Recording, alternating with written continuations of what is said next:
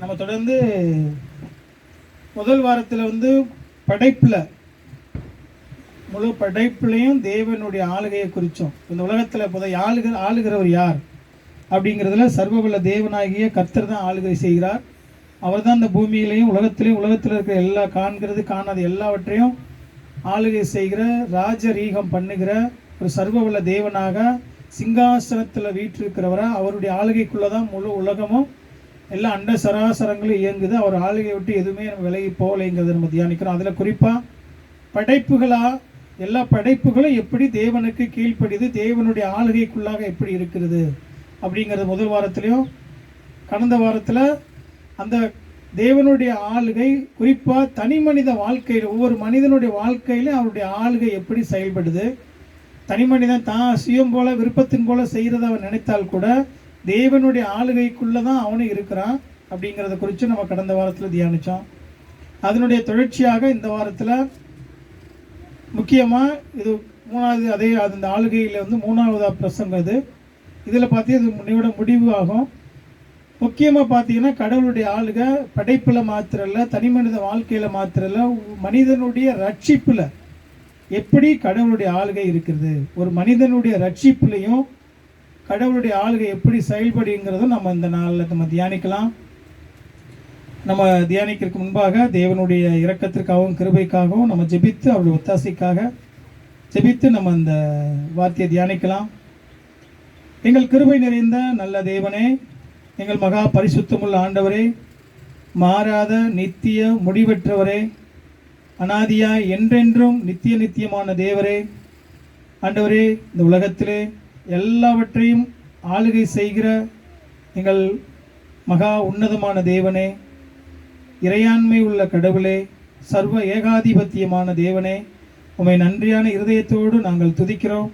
ஆண்டவரே, நாங்கள் விசுவாசிக்கிற கடவுள், எங்களுக்கு வெளிப்படுத்தியிருக்கிற கடவுள் ஆண்டவரே உண்மையான மெய்யான தேவன் என்பதையும், இந்த முழு உலகத்தையும் உண்டாக்கினது மாத்திரமல்ல, தொடர்ச்சியாக அதை பராமரித்து போஷித்து பாதுகாத்து வருகிற தேவன் என்பதை கூட நாங்கள் ஆண்டவரை அறிந்திருக்கிறோம். அப்படியாக இந்த உலகத்தை நீர் ஆண்டவர் உம்முடைய அடர்ந்த ஞானத்தினாலும் உம்முடைய வல்லமையினாலும் உம்முடைய அளவற்ற கிருபையினாலும் ஆண்டவரை அன்பினாலும் இந்த உலகத்தை எல்லாவற்றையும் உருவாக்கி அவற்றை எப்படி எந்த நாளில் எங்கே செயல்படணும், எப்படியெல்லாம் அது இயங்கணும், ஒவ்வொரு படைப்பும் என்ன செய்ய வேண்டும் என்பதையெல்லாம் ஆண்டவரை அளவான ஞானத்தோடு நீர் உண்டாக்கி இன்று வரை அந்த ஆளுகை உம்முடைய ஆளுகையினாலே எல்லா படைப்புகளும் இயங்குகிறது.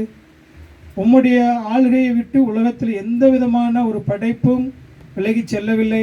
எல்லா ஆளுகையும் உலகத்தில் இருக்கிற மரம், செடி, கொடி, காற்று, புயல், இருக்கிற கடல், மனிதன், ஆண்டவரே, பிசாசுகள் கூட உம்முடைய ஆளுகைக்குள்ளாக தான் இருக்கிறது என்பதை கூட நாங்கள் அறிந்திருக்கிறோம். அப்படியாக உம்முடைய ஆளுகையை விட்டு எந்த ஒரு படைப்பு விலகி செல்லாத சர்வவல்ல சர்வத்துக்கும் மேலான அதிகாரமுள்ள ஆண்டவராகிய கர்த்தரை நாங்கள் தெய்வமாக அறிந்திருக்கிறோம். அப்படியாக நாங்கள் பாக்கியமுள்ள ஜனங்களாக இருப்பதற்காக நாங்கள் உமக்கு நன்றி செலுத்துகிறோம். இந்த உலகத்தில் கூட அப்படியாக எங்களை நீர் உம்முடைய பிள்ளையாக எங்களை தெரிந்தெடுத்து எங்களை அங்கீகரித்து தொடர்ந்து உம்முடைய வேத வார்த்தைகள் மூலமாக உம்முடைய குமாரனாகிய இயேசு கிறிஸ்துனுடைய சாயலுக்கு ஒப்பாக எங்களை பரிசுத்தப்படுத்தி வருகிற தயவிற்காக நாங்கள் நன்றி செலுத்துகிறோம். இன்ற நாளில் கூட உம்முடைய வார்த்தையை நாங்கள் தியானிக்கும் பொழுது இந்த வார்த்தையின் மூலமாக எங்களோடு பேசுங்க, எங்களோடு தொடர்பு கொள்ளுங்க, எங்களுடைய உள்ளான இருதயங்களிலே உம்முடைய ஆளுகை செய்யும்படியாக கூட நாங்கள் ஜெபிக்கிறோம். தொடர்ந்து எங்களுக்கு ராஜாவாக, எங்களுக்கு ஆண்டவரே அரசராக, எங்களுக்கு ஆண்டவராக, எங்களுக்கு இரட்சகராக, எங்களுக்கு மீட்பராக, எல்லாவற்றுக்கும் போதுமானவராக எங்களை நீர் ஆண்டை தொடர்ந்து வழிநடத்தும்படியாக எங்களை ஆளுகை செய்யும்படியாக கூட நாங்கள் தாழ்மையோடு ஜெபிக்கிறோம். நாங்கள் இந்த தியானிக்கிற இந்த வேத பகுதி மூலமாக எங்களோடு பேசி எங்களுடைய இருதயத்தை ஆண்டவரே உமக்கு நேராக மாற்றும்படியாக உம்முடைய பரிசுத்தத்துக்கு நேராக வழிநடத்தும்படியாக கூட நாங்கள் ஜெபிக்கிறோம். தொடர்ந்து ஆசீர்வதிங்க. எல்லாவற்றையும் எங்கள் அருமை இரட்சகராகிய இயேசு கிறிஸ்துவினுடைய மூலமாக ஜெபிக்கிறோம். ஜெபங்கேலும் பிதாவே, ஆமென். அல்லேலூயா. நம்ம தொடர்ந்து இந்த நல்ல வாசிக்க கேட்ட வேத பகுதி இன்னைக்கு வாசிக்க கேட்ட ரோமர் நிறுவத்திலிருந்து நம்ம தியானிக்கிறோம். 9வது அதிகாரத்தில், குறிப்பாக 9வது அதிகாரம். நீங்கள் ரோமருக்கு நிமிடத்தை குறித்து உங்களுக்கு நிறைய தடவை நிறைய காரியங்கள் சொல்லியாச்சு. ரோமருடைய முழு நோக்கமும் உங்களுக்கு தெரியும். ஒரு மனிதன் எப்படி கடவுளுடைய நீதியினால் மனிதன் விசுவாசிக்கிறான், அந்த விசுவாசத்தினால எப்படி அவர் ரட்சிப்பை பெற்றுக்கொள்கிறான் அப்படிங்கிறதும், விசுவாசத்தினால நீதிமான் பிழைப்பான் அப்படிங்கிற அந்த கருப்பொருளை கொண்டு அப்போஸ்தலன் பவுல் இந்த ரோம நிருபத்தை எழுதுகிறாரு. அதுலேயும் இந்த ரோம நிருபத்தின் ஒரு முக்கியமான சாரம்சம் என்னென்னா, ஒரு மனிதன் ரட்சிக்கப்படுவது எப்படிங்கிறத ரொம்ப அழகாக தெளிவாக எழுதியிருக்காரு.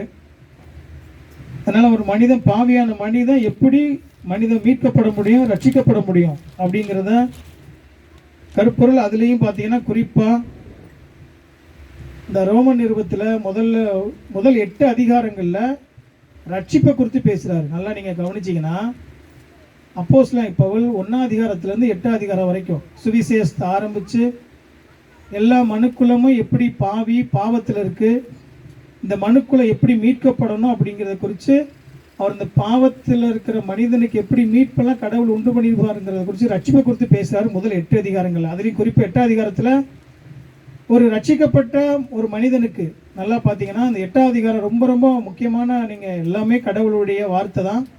அதுலேயும் பார்த்தீங்கன்னா நீங்கள் ரொம்ப கவனமாக நல்லா பொறுமையாக படிக்க வேண்டிய பகுதிகள் ரோமர் 8. அதெல்லாம் பார்த்தீங்கன்னா ஒரு ரட்சிக்கப்பட்ட ஒரு மனிதனுக்கு மேலான ஆசீர்வாதங்கள் என்னென்ன, ஒரு கிறிஸ்துக்குள்ள, ஆண்டவராக இயேசு கிறிஸ்துக்குள்ள ஒரு மனிதன் எப்படி பத்திரமா பாதுகாப்பாக இருக்கிறான், மீட்கப்பட்ட ஒரு பாவியான மனிதன் மீட்கப்பட்ட பின்னாடி எப்படி ஆண்டவராக இயேசு கிறிஸ்துக்குள்ள பத்திரமா இருக்கிறான் அப்படிங்கிறத, அதனால கடவுளுடைய தெரிந்து கொள்ளுதல் அடிப்படையில் எப்படி அவன் வந்து மேன்மையானவனாக இருக்கிறான், பரலோகராஜ்யத்துக்கு சொந்தக்காரனாக இருக்கிறான் அப்படிங்கிறத ரொம்ப அழகாக அதனுடைய ஒரு கிறிஸ்தவனுக்கு உண்டான மேன்மை 8ஆம் அதிகாரத்தில் சொல்கிறார்.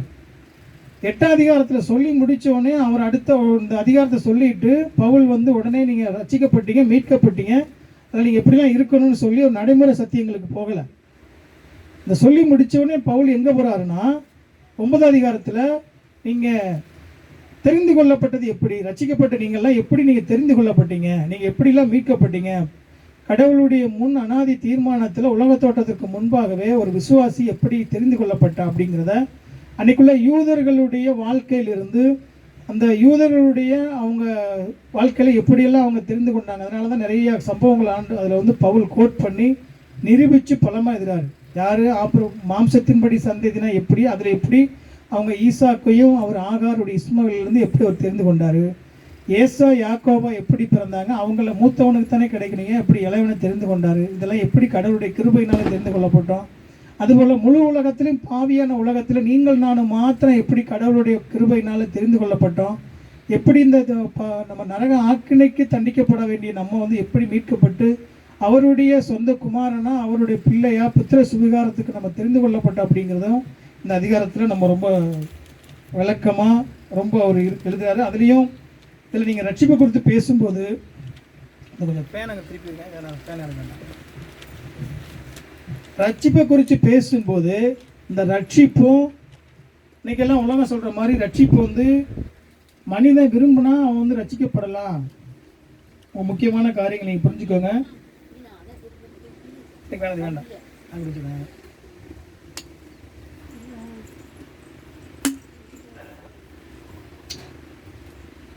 இன்னைக்கு உலகத்தில் இன்னைக்கு பார்வை இருக்கு இல்லையா, ஒரு மனிதன் வந்து கடவுளை வந்து ஏற்றுக்கொள்வது ஏற்றுக்கொள்ளாதது யாருடைய விருப்பம்?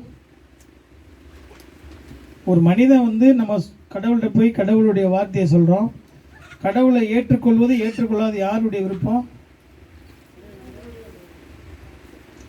கடவுளுடைய விருப்பம்னா பதில் சொல்லணும், எதனாலேன்னு சொல்லணும். ஒரு மனிதனுக்கு சுவிசேஷம் அறிவிக்கிறாங்க, அறிவித்த உடனே அவங்க ஏற்றுக்கொண்டு திருச்சபை கடவுளை ஆண்டவர்னு அவன் அறிந்து கொள்வதும் அவன் அங்கீகரிக்கிறதும் கடவுள் வந்து செயலா இல்லை அவன் மனிதனுடைய செயலா? கடவுள் செயலாம். எப்படி ஆளுகிறவனா எப்படி அவங்க ஏற்றுக்கொள்றாங்க? ஆமாம், கரெக்டு தான், சரியா. நீங்கள் வந்து சொல்லும்போது எப்படி இருக்குன்னா, இன்றைக்கி உள்ள காலங்களில் இன்றைக்கி நிறைய பேர் வந்து கடவுளை நான் நிராகரிக்கிறேன், கடவுளை நான் ஏற்றுக்கொள்ளலை, நான் நினச்சா கடவுளை ஏற்றுக்கொள்கிறேன், நான் நினைக்கலைன்னா கடவுளை ஏற்றுக்கொள்ளாமல் இருக்கலாம். நான் கூட கடவுளை நிறைய பேர் சொல்லுவாங்க, நான் இன்னைக்கு இயேசு கிறிஸ்துவை ஏற்றுக்கொண்டேன், இந்த நாளில் இன்றைக்கி நான் ஏற்றுக்கொண்டேன். நீங்கள் நம்ம ஏற்றுக்கொள்ள முடியாது, நான் ஏற்றுக்கொள்ளலை. அவர் வந்து உங்கள் அனாதி தீர்மானத்தில் முன்குறித்தால் ஒழிய, அவர் தெரிந்து கொண்டால் ஒழிய நீங்கள் நான் ஏற்றுக்கொள்ளப்பட்டது. இன்னைக்கு மிகப்பெரிய ஒரு உபதேசம் என்ன இருக்குன்னா, ஒரு மனிதன் வந்து சொந்த விருப்பத்தின் அடிப்படையில் கடவுளை ஏற்றுக்கொள்ளலாம், ஏற்றுக்கொள்ளாமல் போகலாம் அப்படிங்கிற உபதேசம் இன்னைக்கு உள்ள நாட்களில் மிக முக்கியமாக இருக்குது. அப்போ வந்து கடவுள் வந்து வல்லமையற்றவரா, கடவுள் அவங்கள வந்து ரசிக்க முடியாதபடிக்கு மோசமான பாவியாக இருக்காங்களா, அவங்கள ரசிக்க முடியாதபடி கடவுள் வந்து அவங்க கடவுளுக்கு மேலான பெரிய அதிகாரம் உள்ளவங்களா இருக்காங்களா அப்படிங்கிறதுலாம் ஒரு கேள்வியே நம்மளுக்குள்ள வரும். ஆனால் இன்றைக்கி எல்லாம் மனிதன் என்ன சொல்கிறாங்கன்னா, அவங்க விருப்பத்தின் அடிப்படையில் தானே, அவங்க விரும்பினா தானே கடவுளை தேடுவாங்க அப்படிங்கிற போக்குலாம் இன்றைக்கி இருக்குது. அதனால் கடவுளை இன்றைக்கி நம்ம பார்க்கும்போது ரட்சிப்பு கர்த்தருடையது. ரட்சிப்பு வந்து ஒரு மனிதனுடைய ரட்சிப்பு கர்த்தருடையது. அப்போ நம்ம ஒரு கேள்வியை நம்ம கேட்போம், அப்போ கடவுள் எல்லாத்தையும் ரட்சிக்கிறாருன்னா, கடவுள் ரட்சிப்பு அவருடையதுன்னா ஏன் எல்லா ஜனங்களையும் ரட்சிக்கவில்லை? இன்னைக்கு உலகத்தில் எத்தனை பேர் பிறக்கிறாங்க, எத்தனை பேர் சாகுறாங்க, எல்லாரும் ஆண்டவரை இயேசு கிறிஸ்து சொந்த ரட்சகராக ஆண்டவராக ஏற்றுக்கொள்ளலை. அப்போ இவங்க ஏற்றுக்கொள்ளலைன்னு சொன்னால் இவங்க ரொம்ப மோசமானவங்களா, இல்லை இவங்க வந்து பாவிகளில் வந்து ரொம்ப மேலானவங்களா, இல்லை அவங்க அதிகாரம் உள்ளவங்களா, ஏன் அப்படிங்கிற கேள்வி வரும்போது அப்போஸ்தலன் பவுல் வந்து ஒரு இடத்துல பேசுகிறாரு. நம்ம தீமோத்தேயுல 1 தீமோத்தேயு 1 சொல்கிறாரு, நான் உலகத்தில் இருக்கிற எல்லா பாவிகளிலும் மோசமான பாவி. ஆண்டவரை இயேசு கிறிஸ்து அவர் குறித்து அவர் சொல்லும்போது நான் பாவிகளிலே பிரதான பாவிங்கிறார். நீ நல்லா அதில் நீங்கள் ஒவ்வொரு இடங்கள்ல நீ பார்த்தீங்கன்னா, பாவிகளை ரட்சிக்க இயேசு கிறிஸ்து இந்த பூமியில் உலகத்துக்கு வந்தார். அதில் பாவிகளில் பிரதான பாவின்னு சொல்கிறார். அப்படின்னா இப்போ அவர் மேலே மோசமான பாவி இல்லாதவங்க யாரும் கிடையாதுங்கிறார். இன்னொன்று பார்த்தீங்கன்னா, எல்லாரும் நம்ம இந்த கொஞ்சம் காரியத்தை நீங்கள் வந்து சரியாக கவனிச்சா தான் உலகத்தினுடைய உபதேசங்களுக்கும் வேதத்தினுடைய சொல்லப்பட்ட வேத சத்தியங்களுக்கும் உங்களுக்கு சரியான விளக்கம் தெரியும். அதனால தான் ரட்சிப்பில் தேவனுடைய ஆளுகை எப்படி இருக்குது, ஒரு மனிதனுடைய ரட்சிப்புலையும் கடவுள் தான் ஆளுகை செய்கிறார். அதாவது ஒரு படைப்புகளை மாத்திரம் ஆளுகை செய்யலை, தனிமனிதனுடைய வாழ்க்கையை மாத்திரம் ஆளுகை செய்யலை, அவனுடைய ரட்சிப்புலையும் கடவுளுடைய ஆளுகையை விட்டு எந்த மனிதனும் விலகி செல்லலை. கடவுள் ரட்சிக்கப்பட்டவங்க தான் கடவுளாக தெரிந்து கொள்ளப்பட்டது ரட்சிக்கப்படுறாங்க அப்படிங்கிற அந்த மூல சத்தியத்தை நம்ம இன்னைக்கு நம்ம சரியான வழியில் கற்றுக்கொள்ள இருக்கிறோம். அப்போ நீங்கள் கொஞ்சம் கவனமாக அதை குறித்து சிந்திங்க. அப்போ அவர் சொல்கிறாரு, இப்போ மோசமான பாவினா உலகத்தில் வந்து ரொம்ப மோசமான பாவியாக இருந்தாலும் வேதம் சொல்லுது, எசேக்கியேல் 11:19 படிச்சிங்கன்னா, அவன் எவ்வளோ பெரிய மோசமான இருதயம் உள்ளவனாக இருந்தாலும் கடவுளுடைய கட்டளைகளையும் நியமங்களையும் கை கொள்ளும்படியாக அவனுக்கு உள்ளத்தில் ஒரு புதிய இருதயத்தை கொடுத்து கல்லான இருதயத்தை எடுத்து போட்டு புதிய ஆவிய உள்ளத்துக்குள்ள வைப்பாரான். அவன் எவ்வளவு பெரிய மோசமான ஆளாக இருந்தாலும் அவனுக்குள்ளே இருக்கிற பொல்லாத அந்த இருதயத்தை எடுத்து போட்டு, கல்லான கடின இருதயம் உள்ள அந்த இருதயத்தை எடுத்து போட்டு சதையான இருதயத்தை தேவன் வந்து நம்ம கொடுக்குறாருன்னு எசேக்கியேல் 11:19 சொல்லுது. அப்போ எப்படி நீங்கள் நானும் எப்படி இருந்தோன்னு கவனிச்சு பாருங்க. இப்போ நார்மலாக நல்லா நீங்கள் அந்த சத்தியங்கள்லாம் கவனிக்கும் போது நம்மளுடைய வாழ்க்கையோட நீங்கள் தொடர்புபடுத்தியே வரணும். என் வாழ்க்கையில் நான் ரட்சிக்கப்படுறதுக்கு முன்னாடி எப்படி இருந்தேன், கடவுளை வந்து நானே விரும்பி எனக்கே தேடி போயிருக்கேனா, இப்போ கடவுளை சொல்லும்போது உடனே ஏற்றுக்கொண்டனா, எனக்குள்ள எவ்வளவு கேள்விகள் எவ்வளவு எதிர்ப்புகள், இப்போ நானே எத்தனை இடங்கள்ல நான் குதர்க்கமான கேள்வியை கேட்டு நம்ம வேண்டாம் பண்ணியிருப்போம். நம்மளுக்கு தெரிஞ்ச நம்ம கலாச்சாரத்தின் அடிப்படையில் நம்ம இதுவரைக்கும் இருந்த நம்பிக்கையின் அடிப்படையில் நம்ம அப்படி தான் இருந்திருப்போம். கடவுளை எதிர்கேள்வி கேட்டு அவர் என்ன கடவுளா, வெள்ளைக்கார கடவுள் அப்படிலாம் சொல்லி எங்களுக்கு எங்கள் குலதெய்வம் இருக்குது, எங்களுடைய சாமி இருக்குது, எங்கள் சாமிக்கு மேலே ஒன்றும் வேண்டியதில்லை அப்படிலாம் ஒவ்வொரு ஆளும் ஒவ்வொரு விதமாக ஒவ்வொரு சூழ்நிலைக்கு ஏற்ற மாதிரி எதிர்ப்பதம் பண்ணியிருப்போம். உடனே சொன்ன உடனே நீங்கள் வந்து நீங்களாக போய் கடவுளை தேடி யாருமே அவர் தான் ரட்சகன் ஓடி போகலை. அவர் தான் ஆண்டவர் சொல்லி ஆண்டவரை இயேசு கிறிஸ்துன்னு யாருமே தம்முடைய சொந்த முயற்சியில் ஓடலை. கடவுள் வந்து தேடுறதுக்கு முன்னாடி நீங்களும் நானும் எப்படி இருந்தோம்னு சொல்லி நல்லா ஒவ்வொரு இடத்துக்கும் யோசிச்சுட்டே வாங்க. வேதம் வந்து எல்லா இடங்களையும் நம்ம வந்து கடவுளுக்கு கீழ்ப்படியாமையின் பிள்ளைகளாக இருந்தோம்னு வேதம் சொல்லுது. எபேசியர் 2:2 பார்த்தீங்கன்னா, நம்ம கடவுளுக்கு கீழ்ப்படியாமையின் பிள்ளைகளா, கடவுளுக்கு எதிர்த்து நிற்கிற முரட்டாட்டம் பண்ணுகிற ஒரு கூட்டமாக தான் நம்ம இருந்தோம். அப்படிப்பட்ட நிலையில தான் நாம் எப்படி ரட்சிக்கப்பட்டோம், நம்ம கடவுள் தெரிந்து கொண்டார் அப்படிங்கிறதெல்லாம் நீங்கள் யோசிச்சு பார்த்தீங்கன்னு சொன்னால், நான் எப்படி கடவுளை நான் தேடும்போது எப்படி தேடினேன், நான் எப்படி எதிர்த்துனேன்னு, எப்படி நான் ரட்சிக்கப்பட்டிருக்கேன்னு சொல்லி சொந்த வாழ்க்கையை உணர்ந்தா தான் இன்னைக்கு உள்ளான காரியங்களில் மனிதனுக்கு வந்து எந்தெந்த வழியில் கடவுளை ஏற்றுக்கொள்ள முடியாமல் இருக்கிறான், அவனுடைய உள்ளான எப்படி நிலையில் இருக்கு நீங்கள் தெரிஞ்சுக்க முடியும். அதான் நான் திருப்பி சொல்கிறேன், ரட்சிக்கப்படாதவங்ககிட்ட கடவுளை அப்போ தோல்வி அடைஞ்சிட்டு, ரட்சிக்கப்படாமல் நிறைய பேர் கடவுளுக்கு சுவிசேஷம் சொல்லி எதிர்த்து நின்று அவங்கெல்லாம் விலகி போகிறவங்களுக்கெல்லாம் அப்போ கடவுளுக்கு அந்த இடத்துல அவங்க இடத்துல போய் அவங்ககிட்ட சொல்கிற வார்த்தைகளை தோல்வி அடைஞ்சிட்டாரா? இப்போ நம்ம இன்றைக்கி 100 பேர் இருக்காங்க, 100 பேருக்கு நம்ம சுவிசேஷம் சொல்கிறோம், நம்ம திருச்சபையில் எவ்வளோ பேருக்கு சொன்னோம். இப்போ இவங்கெல்லாம் கேட்காம போகிறதுனால இப்போ இவங்க ஏமாந்த கடவுள் என்றும் இது கடவுளே இல்லைங்கிறதுனாலும் இல்லை கடவுள் இவங்க இதயத்தில் செயல்பட முடியாததற்கு தோல்வி அடைஞ்சிட்டாரா? அப்படிலாம் நம்ம நிறையா கேள்விகள் நம்மளுக்குள்ளே இருக்கணும் இல்லையா? இப்போ நார்மலாக பேசி நம்ம கடவுளை விசுவாசிக்கிறோம், அதனால நம்ம ஏற்றுக்குருவோம். பட் வெளியிலேருந்து ஒரு ஆள் கேள்வி கேட்கும்போது இந்த கேள்விலாம் கேட்பாங்க இல்லையா? இப்போ ஏன் கடவுள் இவங்களே ரசிக்கப்பட முடியல, இவங்க ஏன் நல்ல கடவுள் சொல்கிறாருன்னா அவன் சொல்கிற மாதிரி அவனை பிடிச்சி இழுத்துட்டு வரட்டும், அவர் அவ்வளோ பெரிய வல்லமை இருந்தால் செய்யட்டும், அப்படிலாம் நிறையா நம்ம குதர்க்கம் வரும் இல்லையா? அந்த மாதிரி நம்ம எவ்வளோ மோசமான பாவியையும் நீங்கள் ஒரு ஆள் அப்போஸ்தலர் 13:42 எவ்வளோ பெரிய மோசமான பாவியையும் அவர்களுடைய இருதயத்தை திருப்பி மனமாற செய்கிறது தான். எவ்வளோ மோசமான பாவியாக இருந்தாலும் அவருடைய இருதயத்தை மனமாற செய்கிற தேவன் தான். கடவுள் எல்லாருடைய மனதிலும் அந்த நல்ல விருப்பத்தை உண்டு பண்ணலை. எல்லாருடைய விருப்பத்திலையும் நல்லா கவனிங்க, எல்லாருமே பார்த்தீங்கன்னா மோசமான பாவி தான். உலகத்தில் இருக்கிற நீங்களும் நானும் அதே நிலையில் தான் வந்திருக்கோம். அப்போது இந்த நல்ல விருப்பத்தையும் கடவுளாக அறிகிற அறிவையும் எல்லார் மனசுலையும் உண்டு பண்ணலை. யார் மனசில் உண்டு பண்ணியிருக்கிறாரா? படிங்க, அவர் சர்வ வல்லமையுள்ள கடவுள். 13:48 படிங்க, அப்போஸ்தலர் 13:48. யார் மனசு இந்த விருப்பத்தை உண்டு பண்ணுறாரா? கடைசி பாகம். நித்திய ஜீவனுக்கு நியமிக்கப்பட்டவர்கள் எவர்களோ அவர்கள் விசுவாசித்தார்கள். இப்போ அங்கே போய் சுவிசேஷத்தை பவுல் அங்கே எல்லா கிராமங்களையும் எல்லா ஊர்களையும் தேசங்களையும் போய் சுவிசேஷம் அறிவிக்கிறாரு.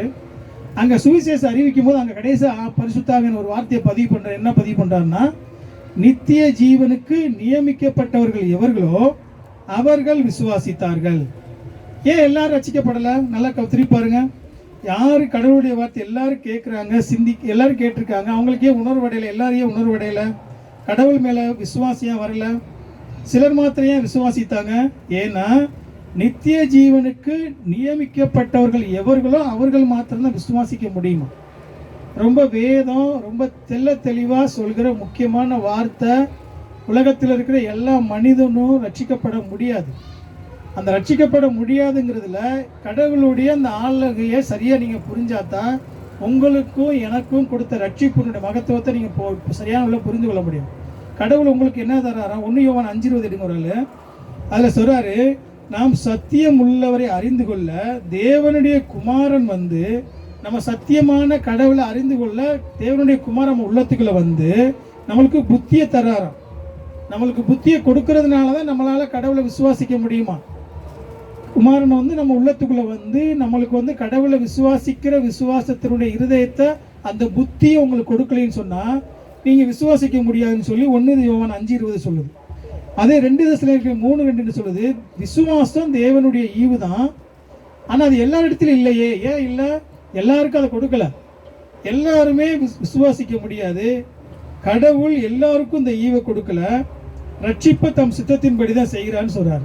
அதே இன்னொரு ஆள் கூட வசனம் படிங்க, தீத்து 1:3 சொல்லுது, தேவ பக்திக்கு ஏதுவான சத்தியத்தை அறிகிற அறிவும் விசுவாசமும். தேவ பக்திக்குன்னா என்ன? கடவுளை அறிகிற அறிவும் விசுவாசமும் யாருக்கு கிடைக்குதா?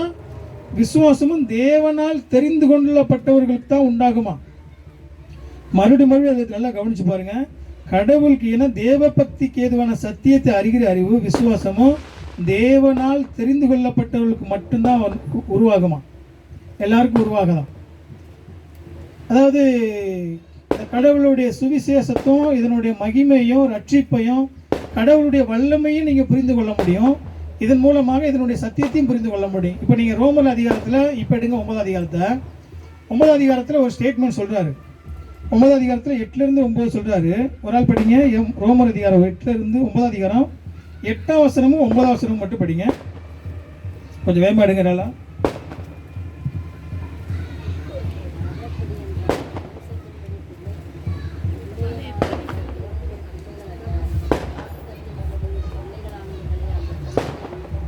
ரோமர் 9:8 சொல்லுதுன்னா, அது எப்படி என்றால், மாம்சத்தின்படி பிள்ளைகளானவர்கள் தேவனுடைய பிள்ளைகள் அல்ல, வாக்குத்தத்தத்தின்படி பிள்ளைகளானவர்கள் அந்த சந்ததி என்று எண்ணப்படுகிறார்கள். அந்த வாக்குத்தத்தமான வார்த்தையாவது குறித்த காலத்தில் வருவேன், அப்பொழுது சாரால் ஒரு குமாரனை பெறுவாள் என்பது. நீங்கள் பார்த்தீங்கன்னா ஆபிரகாமுக்கு 2 குழந்தை.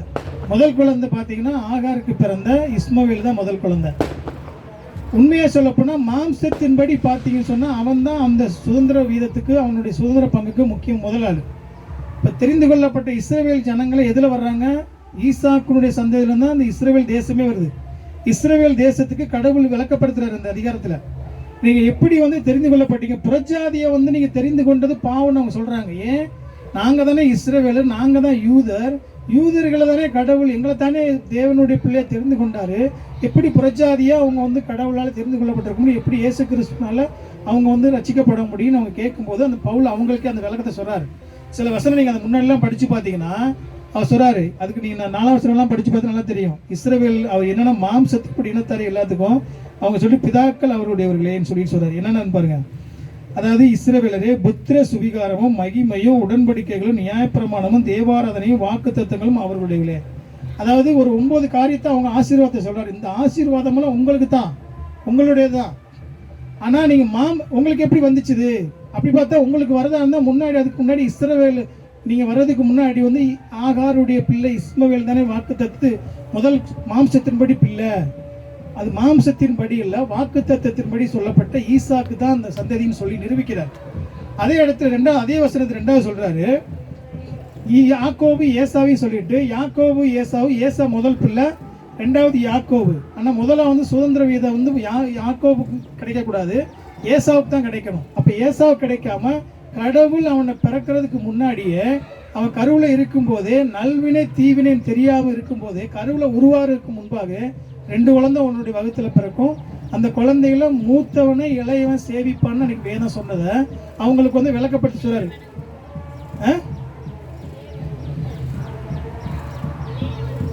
இளையவன் வந்து மூத்தவன் சேவிப்பான், இளையவன் யாக்கோபை ஏசா சேவிப்பான். ஏன்னா ஏசாவுடைய சந்ததியெல்லாம் ஒன்றுமே இல்லாமல் அதுக்கடுத்து இப்போ எப்படி இஸ்ரவேல் சந்ததி போய் எகிப்தில் 25 லட்சம் ஜனங்கள் ஆனாங்களோ அதே மாதிரி இது ஒரு பெரிய தேசமாக மாறிச்சு. ஏசாவுடைய சந்ததி 25 லட்சத்துக்கு மேலே கோடி அவங்களும் பெருகினாங்க. ஆனால் இவங்க சந்ததி அன்றைக்கி அடுத்துக்கடுத்து ஒன்றுமெல்லாம் போச்சு. வாக்குத்தத்தின்படி சொல்லப்பட்ட இந்த யூத சந்ததி தான் எத்தனையோ பிரச்சனைகளும் ஆபத்தும் அழிவும் வந்தும் கூட இன்னைக்கு வரைக்கும், ஏன்னா அழியாமல் இன்னைக்கு வரைக்கும் இருக்குது. வாக்குத்தத்தின்படி அவங்க தான் இன்றைக்கி வந்து கடவுளுடைய மேசியாவாக அவங்க மூலமாக தான் கடவுள் வந்தார். அதனால தான் அவர் சொல்லும்போது ரட்சகரும் இயேசுவும் உங்களுடைய சந்ததியிலே பிறந்தாரு. இந்த ஆசீர்வாதம்லாம் நீங்கள் படித்தா தான் அவங்க சொல்கிறாரு, எப்படி நீங்கள் வந்து ஒரு ஜனம் வந்து தெரிந்து கொள்ளப்பட்ட ஜனமாக இருக்கிறீங்க, எப்படி கடவுள் முன்குறிக்கிறாரு, தெரிந்து கொள்கிறாரு. உங்களுக்கு புரியுதா சொல்கிறது? அதன் அடிப்படையில் தேவனுடைய ஆளுகை அந்த இடத்துல வெளிப்படுத்துகிறார். அப்போது பாவத்தில் இருக்கிற எல்லா மனிதனும் இன்னைக்கு அவன் ஏசாவாக இருக்கட்டும் யாக்கோவாக இருக்கட்டும் 2 பேரும் பாவியானவன் தான். இஸ்மவேலாக இருக்கட்டும் அங்கே இருக்கிற ஈசாக்கா இருக்கட்டும் பாவத்தில் தான் இருக்கிறான். அவங்க 2 பேர்த்துலேயும் கடவுளுடைய கிருபை எங்கே கிடைச்சதோ அவங்க தெரிந்து கொள்ளப்பட்டாங்க. தேவனுடைய ஆசீர்வாதத்துக்கு சுதந்திரத்துக்கு அவங்க பங்குள்ளவங்களும் வந்தாங்க.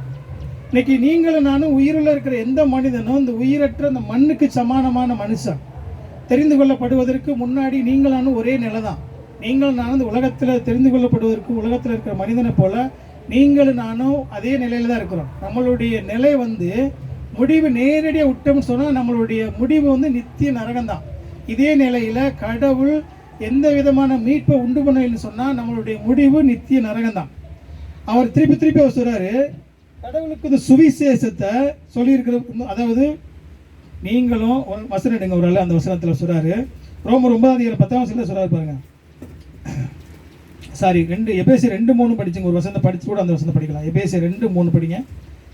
அந்த வசனத்தில் நம்ம சுபாவத்தினால எப்படி கடவுளுக்கு தண்டனையாக இருக்கிறோம் அப்படிங்கிறத கொஞ்சம் விளக்கமாக சொல்கிறார். படிங்க எபேசியர் 2:3.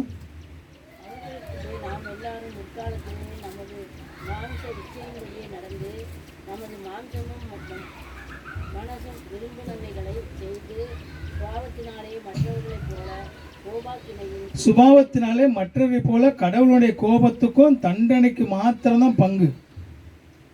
நம்ம அதுக்கு எந்த விதமான வழி விலகாமல் தண்டனைக்கு மாத்திரம்தான் நீங்கள் நானும் பங்குள்ளவங்க. கொஞ்சம் புரியுதா?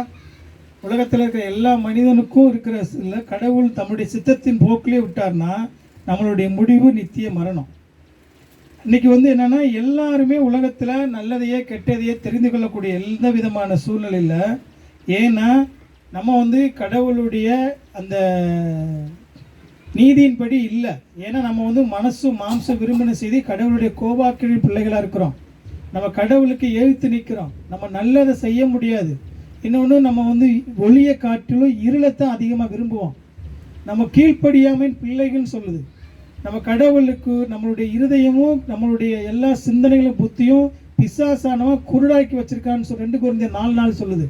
அப்போ நம்ம உலகத்தில் எல்லா சூழ்நிலையும் ரட்சிக்கப்படாத ஒரு மனுஷன் எப்படி இருக்கிற இந்த நிலையிலிருந்து தான் முன்குறிக்கிற தத்துவத்தை ஆண்டவர் பேசுகிறார். அவர் இப்படி இருக்கிற மறுபடியும் பிறக்காத ரட்சிக்கப்படாத ஒரு மனிதனுடைய நிலை எவ்வளோ மோசமான நிலை. இந்த நிலையிலிருந்து திருச்சபையில் இருக்கிற கடவுளுடைய வார்த்தையை நீங்கள் அறிந்திருக்கிற ஆண்டவராக இயேசு கிறிஸ்துவ அறிந்து கொள்ளுகிற உங்களுக்கு எனக்கு கொடுக்கப்பட்ட ஒரு பாக்கியத்தை இந்த ஒரு வசனம் சொல்லுது. எடுங்க பேசி 1 அதுலேயே 5-6 படிங்க. எப்படி நீங்கள் நானும் தெரிந்து கொள்ளப்பட்டோமா? உலகில் எல்லா தண்டனைக்கு மாத்திரமே பாத்திரவனாக இருக்கிற நீங்கள் நானும் எப்படி நம்ம எபேசியர் 1:5-6 படிங்க. ரொம்ப ரொம்ப ரொம்ப முக்கியமான விஷயம். கடவுள் எப்படி நம்மளை முன்குறித்தார் அப்படிங்கிறத நீங்கள்லாம் வந்து நம்ம வாக்குத்தத்தமாக எழுதி வைக்க வேண்டிய வசனம். சொல்லுங்க, படிங்க.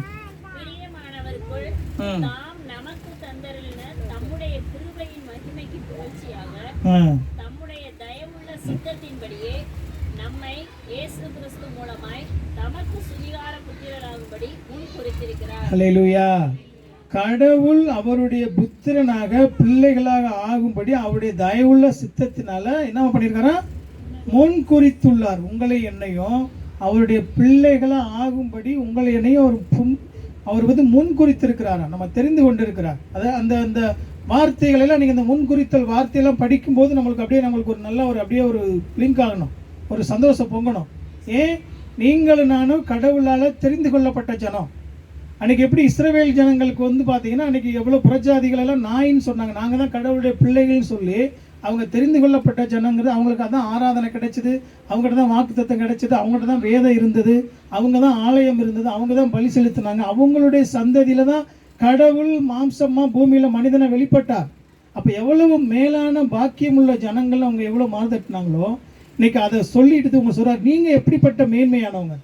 ஆண்டவரை இயேசு கிறிஸ்துக்குள்ள ரட்சிக்கப்பட்ட ஒவ்வொரு விசுவாசியும் எப்போவா கடவுள் ஆதியில் அனாதி தீர்மானத்தின் முன்பாகவே உங்களையும் முன்குறித்து தெரிந்து கொண்டிருக்கிறார். ஹல்லேலூயா. அதைத்தான் திருப்பி எல்லா இடங்களும் அவர் சொல்கிறாரு, கடவுள் நீதி உள்ள. இப்போ நீங்கள் சொல்லும்போது இந்த இடத்துலலாம் நீங்கள் நிறைய கேள்விகள் நம்மளோட வருது. இப்போ சுபாவத்தின்படி நீங்கள் நானும் யாருமே கடவுளை ஏற்றுக்கொள்ள மாட்டேன்னு சொல்கிறோம். அப்போ நீங்கள் நானும் உங்களையும் கடவுள் முன்குறித்தார்னா அப்போ அவங்க மேலேயே கடவுள் நீதி உள்ள தேவனா? ஒரு கேள்வி வருதா இல்லையா? நீதி உள்ள தேவனா அநீதி உள்ள தேவனா? நீதியாக இருந்தால் ஏன் இப்போ இருந்து ஒரு ஆளை தெரிந்து கொண்டா அவர் தெரிந்து கொள்ளலை அப்படிங்கிற நம்ம கேள்வி கேட்போம் இல்லையா? அதுக்கு ஒரு வசனத்தை விளக்கப்படுத்துறாரு. படிங்க 9:14-16 படிங்க. ரோமர் 9:14-16 வரைக்கும். கடவுள் நீதி உள்ளவரா அநீதி உள்ளவரா ஏன் அப்படின்னு சொல்லி ஒரு காரியத்தை சொல்றாரு. ஆகையால் நாம் என்ன சொல்வோம்? தேவனிடத்திலே அநீதி உண்டென்று சொல்லாமலா? ஒரு நிமிஷம் சொல்லலாமா? ஒரு நிமிஷம் கேளுங்க.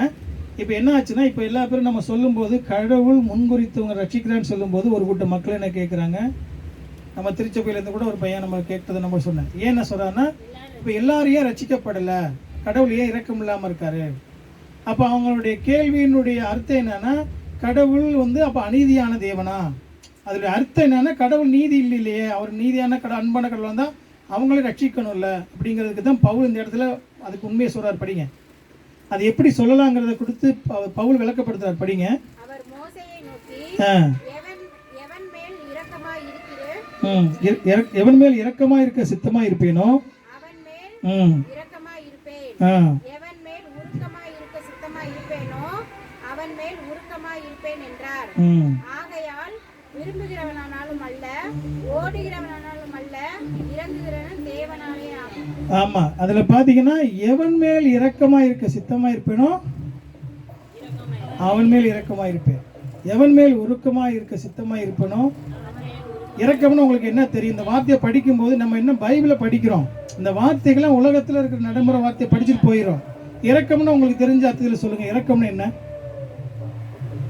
இரக்கம்னு என்ன அர்த்தம்? கிருபைங்கிறதுக்கு நான் உங்களுக்கு விளக்க சொல்லியிருக்கேன், உங்களுக்கு தெரியும் நினைக்கிறேன். கிருபைன்னு என்ன? கிருபை அது கிரியை தான் செயல். கிருபையை குறித்து நிறைய தடவை சொல்லியிருக்கேன். கிருபைனா என்னன்னு சொல்லியிருக்கேன். சரி, இரக்கம்னா என்னன்னு சொல்லுங்க உங்களுக்கு தெரிஞ்சதை.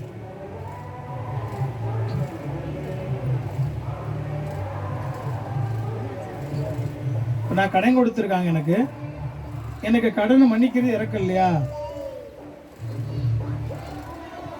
நான் வந்து ஒரு தப்பு செஞ்சுருக்கேன், அந்த தப்பை மன்னிக்கிறது இறக்கம் இல்லையா? இறக்கங்கிறது என்னன்னா, எதற்கு நான் தகுதியானவனோ, நல்லா கொஞ்சம் கவனிங்க, எதுக்கு நான் தகுதியானவனோ அந்த தகுதியை வந்து எனக்கு கொடுக்காம இருக்கிறது இறக்கம். புரியுதா? புரியல? கடவுளுடைய இரக்கத்தை வேதத்தின் அடிப்படையில், இரக்கம்னா என்ன, பொதுவான இரக்கம் அதுதான். வேதத்தின் அடிப்படையில் கடவுள் எவன் மேல் இரக்கமா இருக்க சித்தமா இருப்பனோ அவன் மேல் இரக்கமா இருப்பேன். அவர் சொல்ற வசனத்தை பாருங்கப்பா, அதுல 14:15 பாருங்க. மோசே அவர் சொல்றாரு, அந்த இடத்துல மோசேட்ட சொல்றாரு, மோசேட்ட சொன்னதை அவர் பவுல் இந்த இடத்துல ஞாபகப்படுத்துறாரு. இப்போ மோசேட்ட எங்க சொல்லியிருக்காருன்னா யாத்ராகமத்துல 33 அதிகாரத்துல பேசுறாரு. அது என்ன சொல்றாருன்னா, எவன் மேல் இரக்கமா இருக்க சித்தமா இருப்பனோ அவன் மேல் இரக்கமா இருப்பேன், எவன் மேல் இரக்கமா இருக்க சித்தப்பனோ அவன் மேல் உருக்கமா இருப்பேன் என்றார். மோசேட்ட சொன்னதை பவுல் இங்கே கோட் பண்றாரு. என்ன இருக்கு சொல்றாருன்னா, உலகத்தினுடைய அன்னைக்குள்ள பார்வையில் ஆண்டவராக கர்த்தர் வந்து மோசையை வந்து கட்டளை வாங்கிட்டு இருக்காரு அங்கே சீனாய் மலையில். அப்போ அவங்க என்ன பண்ணுறாங்க, கீழே பொன் கண்டுக்குட்டியை செஞ்சு நிர்வாணமாக வழிபடும் போது, அவங்க நிர்வாணமாக அந்த கோலத்தில் இருக்கும்போது கடவுள் அவங்களெல்லாம் அழிக்கணும்னு சொல்லிட்டார்.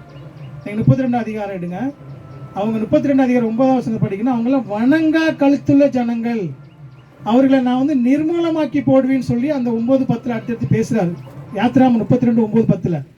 அப்போ மோசே வந்து இந்த இடத்துல கதறி ஜெபிக்கிறார், உங்களுக்காக நீங்கள் இறங்கணும், உங்களை மன்னிக்கணும், நீங்கள் உங்களுடைய கிருபையும் இரக்கத்தையும் நாங்கள் உங்க அறிந்து கொள்ள முடியாது, உங்களுடைய மேலான இரக்கத்தை எனக்காக உங்களுக்கு கொடுங்கன்னு சொல்லி ஜெபிக்கும் போது 33 அதிகாரம் அப்படியே வாசிக்க, 33 வசனம் 33:19 வாசிங்க. அப்போ தான் வந்து கடவுள் அந்த இடத்துல வாக்குத்தத்தத்தை கொடுக்குறாரு. யாத்ராகமம் 33:19 படிங்க.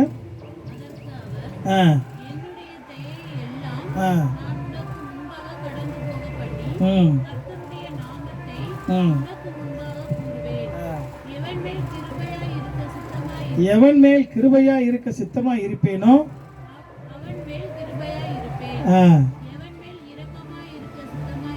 எவன் மேல் இரக்கமா இருக்க சித்தமா இருப்பேனோ என்று சொல்லி போதும். அதுல சொல்றதுடைய அர்த்தத்தை கேளுங்க.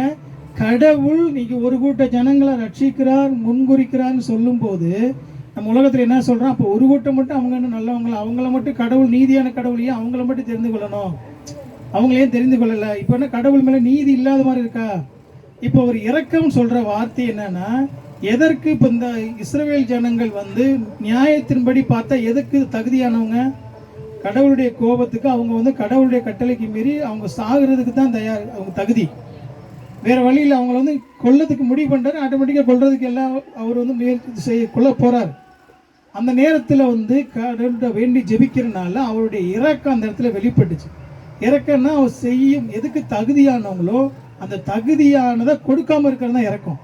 அவன் தகுதி வேணா அவனுக்கு மரண தண்டனை, அவன் வந்து சாகணும், அந்த சாவில் கொடுக்காம இருக்கிறதா அந்த இடத்துல இறக்கம்.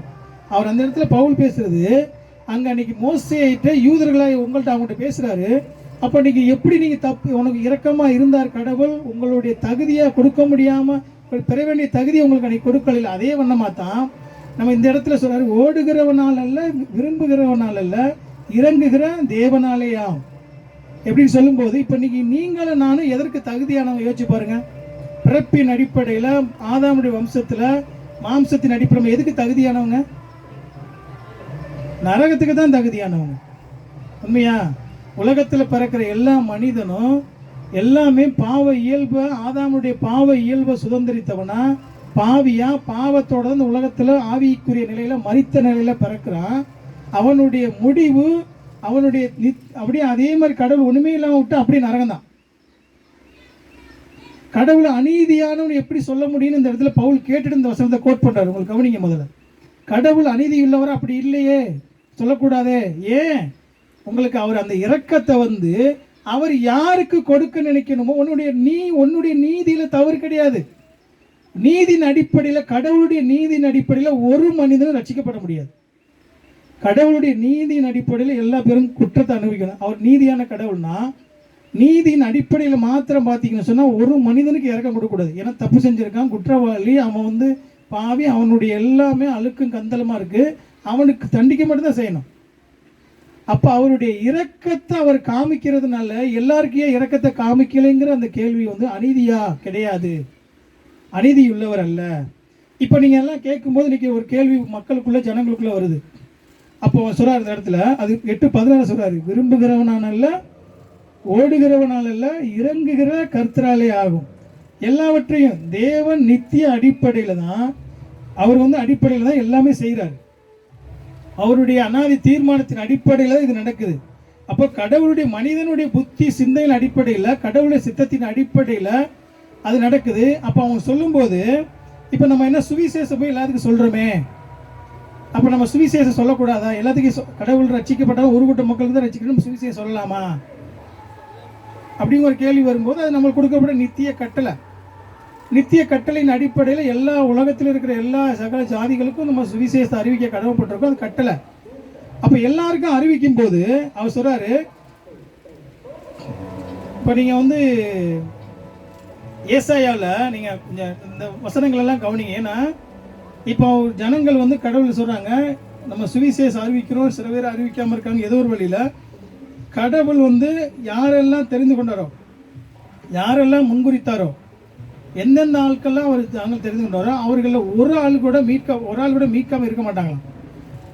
ஏசாயா 53:14 சொல்கிறாரு, அவருடைய ஆத்தும பலனின் முடிவை கண்டு திருப்தியானார். அதாவது அவர் எழுதுறாரு, எங்கே எழுதுறாரு? சிலுவை மரணத்துக்கு பின்னாடி அவர் ஆண்டவராக இயேசு கிறிஸ்து பழி மரணத்தினால மீட்கப்பட்டவத்தினுடைய தொகை எழுதுறாரு.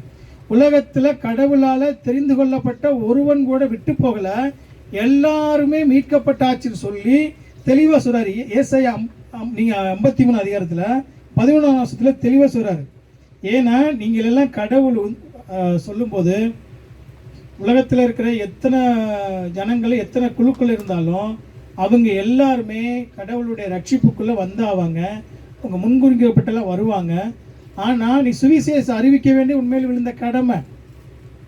அதனால தான் நம்ம என்ன சொல்கிறோன்னா, எல்லா இடங்களையும் சுவிசேஷ வார்த்தைகளை நம்ம அங்கேருந்து நம்ம பேசும்போது சொல்லும்போது, இறங்குகிற தேவலம் விரும்புகிற எதுக்கு நடுகிறனால நீர் பாய்ச்சினால இல்லைங்க வார்த்தைலாம் ஏன் ஆண்டவர் பயன்படுத்துகிறாருன்னா, உங்களால் உங்கள் ஞானத்தினாலேயோ என்னுடைய முயற்சினாலேயோ என்னுடைய அறிவினாலேயோ ஒரு மனிதனை நம்ம நயமாக பேசி அவனை சர்ச்சுக்குள்ளே கொண்டு வர முடியாது. அவனுடைய எவ்வளோதான் நீங்கள் பேசினாலும் என்ன தான் நீங்கள் அவனுக்கு உதவி செஞ்சாலும் அவனுக்கு அவன் தேவைகள்லாம் சந்தித்தாலும் நீங்கள் பார்ப்போம், அவன் ஏதாவது நல்லது செஞ்சால் அவனுக்கு ஏற்ற மாதிரி நடந்தால் அவனுக்கு ஏதாவது தேவையானதான் என்னென்ன எதிர்பார்க்கணும் அதெல்லாம் திருப்தி செஞ்சால் வந்துடுவான். நம்ம இன்னைக்கு நம்மளுடைய புத்தியில் ஞானத்தில் நினைக்கிறோம், பட் நம்ம வந்து கடவுள் பிள்ளையா ரட்சிக்கப்பட்டவங்களா ஒரு ஆளுக்கு இறங்குறது உதவி செய்கிறது எந்த விதத்திலையும் தவறு கிடையாது.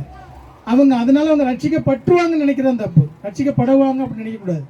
நம்மளுடைய பொதுவான கடமையில் கிருபையில் எல்லாரும் இறங்கணும், அவங்களுக்கு உதவி செய்யணும், அவங்கள நம்ம சுவிசேஷம் அறிவிக்கணும். ஆனால் கடவுள் பரிசுத்தாய கடவுள் தான் நம்ம பேசுகிற அந்த சுவிசேஷத்தின் வார்த்தையை எடுத்துக்கொண்டு போய் அவங்க இருதயத்துக்குள்ளே வந்து செலுத்தணும். அதாவது நம்ம சொல்லுவாங்க, இது ஒரு சார்லஸ் ஸ்பர்ஜன் சொல்லுவார் ஒரு பிரசங்கத்தில், நான் ஒரு கூரை மேலேன்னு ஒரு வீட்டுக்குள்ளே நான் அம்பு எய்கிறேன், அது யார் யார் இருதயங்களெல்லாம் போய் குத்தி பாவ உணர்வை தூண்டுதோ அந்த பாவ உணர்வை தூண்டவன் தான் ரட்சகரை நோக்கி ஓடோடி வர முடியும். அவனுக்குள்ளே தான் அந்த வல்லமை செயல்படும். அவன் தான் இருதயத்தில் வந்து கடவுள் அவன் இருதயத்தை உடைச்சி நொறுக்கி பாவ உணர்வை தூண்டி நான் பாவி அப்படிங்கிற உணர்வோடு அவன் வந்து அவனால் அடக்க முடியாமல் அதுக்கு மீட்பான ஆண்டவராக இயேசு கிறிஸ்து அவன் வந்து ஓடி வருவான். அது புதிதாக பிறந்த குழந்தை போல் அவன் வந்து அந்த தாய் எப்படியோ பற்றி கொள்ளுமோ அதுபோல் ஆண்டவராக இயேசு கிறிஸ்துவை பற்றி கொண்டு வாழ்க்கை வாழ்வான் அப்படின்னு சொல்லி அந்த சார்லஸ் ஸ்பர்ஜன் அந்த பிரசங்கத்தில் சொல்கிறார். அப்போ நீங்கள் வந்து இந்த வார்த்தை எல்லாமே கடவுளுடைய ஆளுகைக்குள்ள எந்த மனிதனும் எந்த முன்குறித்தலும் அநீதி கிடையாது, அது பாவம், கடவுள் மேலே தவறு கிடையாது, கடவுள் கொடுத்த இரக்கம். ஏன்னா நீங்கள் வந்து எந்த நிலையிலும் நல்லா தெரிஞ்சுக்கோங்க, மனிதனை வந்து அவர் குற்றம் பிடிக்கல, அவர் குற்றவாளி ஆக்கலை, நீ குற்றவாளி ஆயிட்ட. அந்த குற்றவாளி உள்ளவனுக்கு தான் இரக்கத்தை காமிக்கிறார். இரக்கத்தை சொல்லும்போது நான் சொன்னேன் கிருபைன்னு சொன்னேன், நிறைய பேர் எழுதிக்கிறேங்க. கிருபைங்கிறது எந்த தகுதியே இல்லாதவனுக்கு கொடுக்கப்படுகிற மிகப்பெரிய ஒரு பரிசு தான் கிருபை. எதற்கு தகுதி இல்லை எனக்கு, நான் பெறுவதற்கு எனக்கு தகுதியோ அருகதையோ எனக்கு எந்த விதமான முகாந்திரமோ கிடையாது. இதை நான் பெறுவதற்கு என்னுடைய எந்த நன்மை கிடையாது, இதை நான் வாங்குறதுக்கு எனக்கு தகுதி கிடையாது. எனக்கு வந்து இப்போ வந்து எனக்கு வந்து ஒரு இடத்துல வந்து ஒரு ப்ரெசென்ட் பண்ணாங்க ஒரு காரு.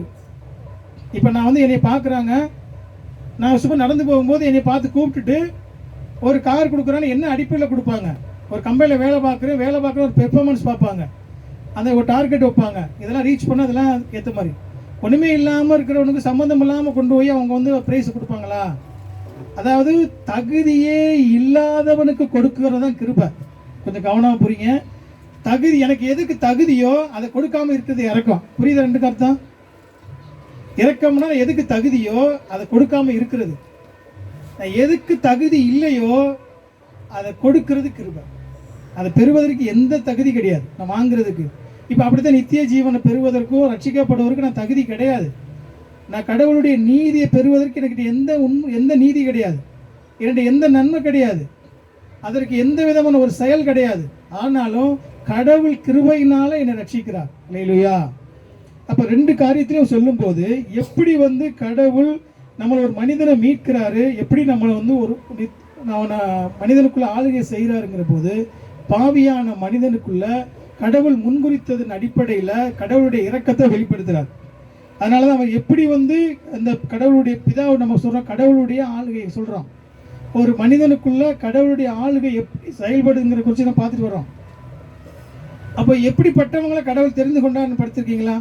நிறைய இடத்துல பார்த்தீங்கன்னா கடவுள் தெரிந்து கொள்ளப்பட்ட ஜனங்கள் எப்படிப்பட்டவங்களா இருக்காங்கன்னு 1 கொரிந்தியர் எடுங்க, வேதம் எடுங்க, வேகமாக எடுங்க. 1 கொரிந்தியர் 1 26 29 வரைக்கும் கொஞ்சம் ஒரு ஆள் வேகமாக எடுங்க. 1 கொரிந்தியர் 1 அதிகாரம் 26 29 வரைக்கும் படிக்கலாம். நான் படிக்கிறேன் உங்களுக்கு.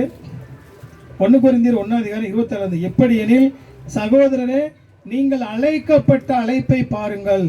மாம்சத்தின்படி ஞானிகள் அநேகர் இல்லை. அது சொன்னார் பாருங்க, நல்லா கவனிங்க.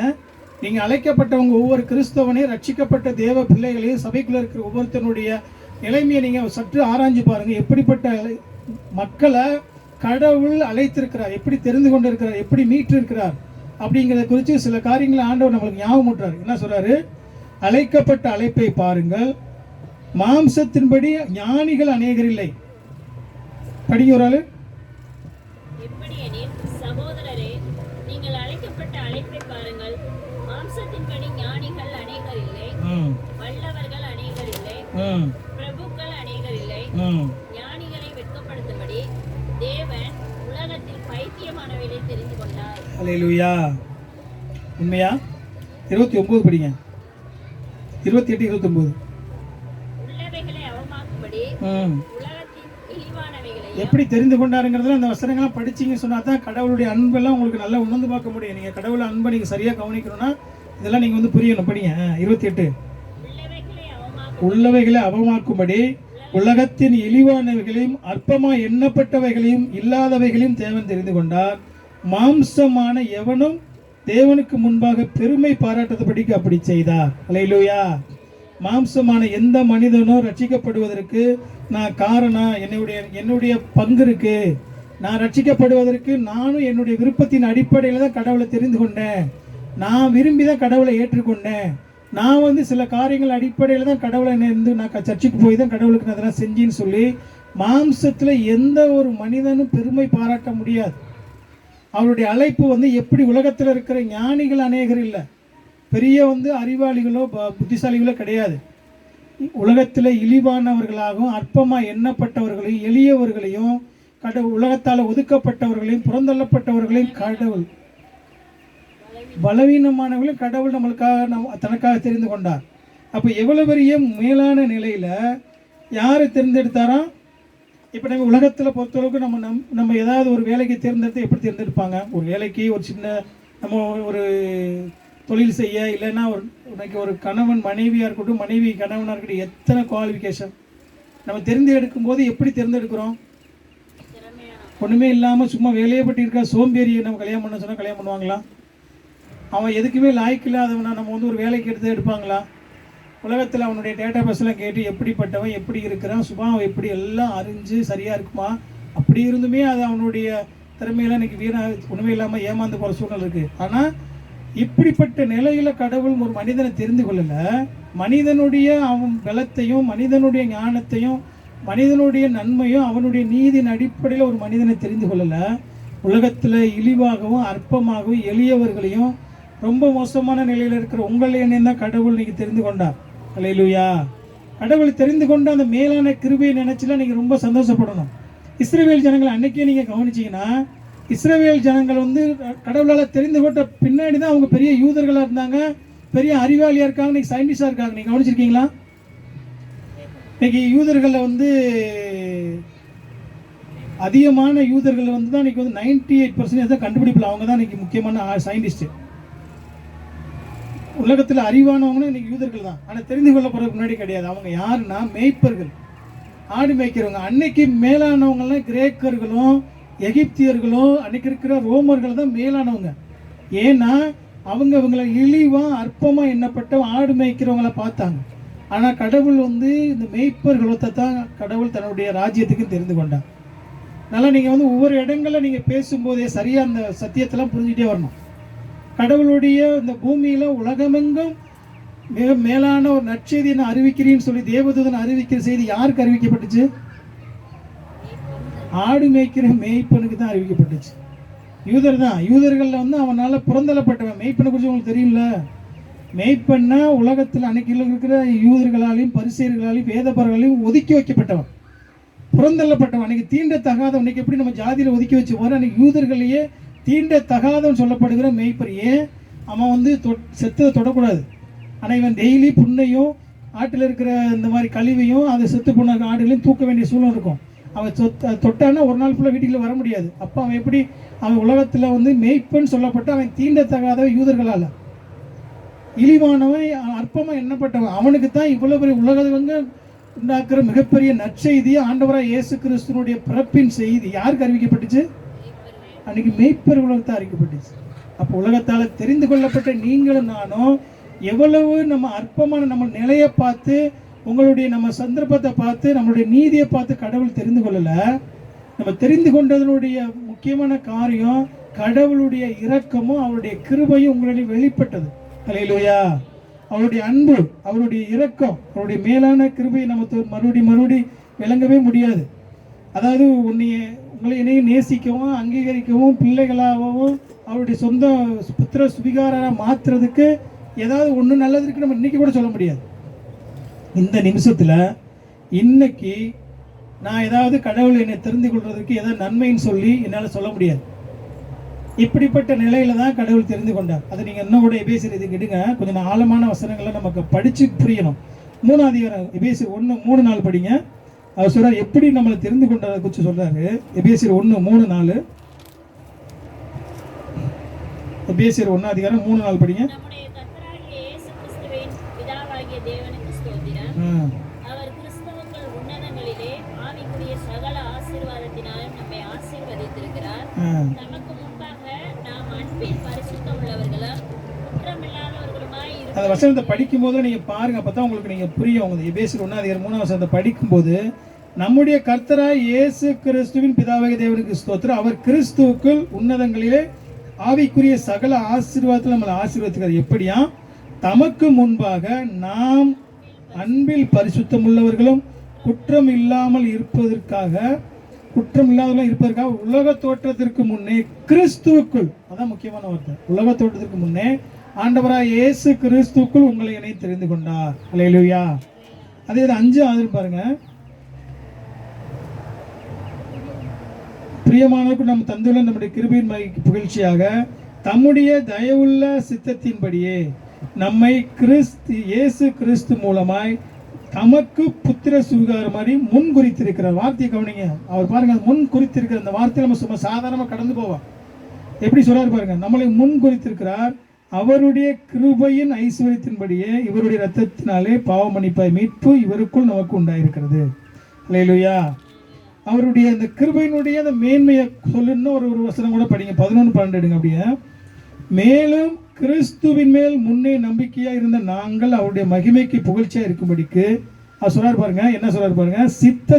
தமது சித்தத்தின் ஆலோசனைக்கு தக்கதாக அவருடைய சித்தத்தினுடைய ஏற்கனவே ஆலோசிக்கப்பட்ட அவருடைய சித்தத்தின்படி எல்லாவற்றையும் நடப்பிக்கிற அவருடைய தீர்மானத்தின்படியே, அவர் ஏற்கனவே முன்குறிக்கப்பட்ட தீர்மானத்தின்படியே நாங்கள் முன்குறிக்கப்பட்டு கிறிஸ்துவுக்குள் அவருடைய சுதந்திரமாகபடி தெரிந்து கொள்ளப்பட்டோம். அல்லேலூயா. நம்மளை எப்படி தெரிந்து கொண்டிருக்கிறார், எப்படியெல்லாம் நம்மளோட அனாதியா நம்ம எப்படி கிறிஸ்துக்குள்ள ரட்சிக்கப்பட்ட ஒரு விசுவாசிக்கு எவ்வளோ மேன்மைங்கன்னு தெரிஞ்சு இந்த வசனங்கள்லாம் படிக்கும்போது நம்ம எப்படி வாழ்க்கை இருக்கணும்னு கவனிச்சு பாருங்க.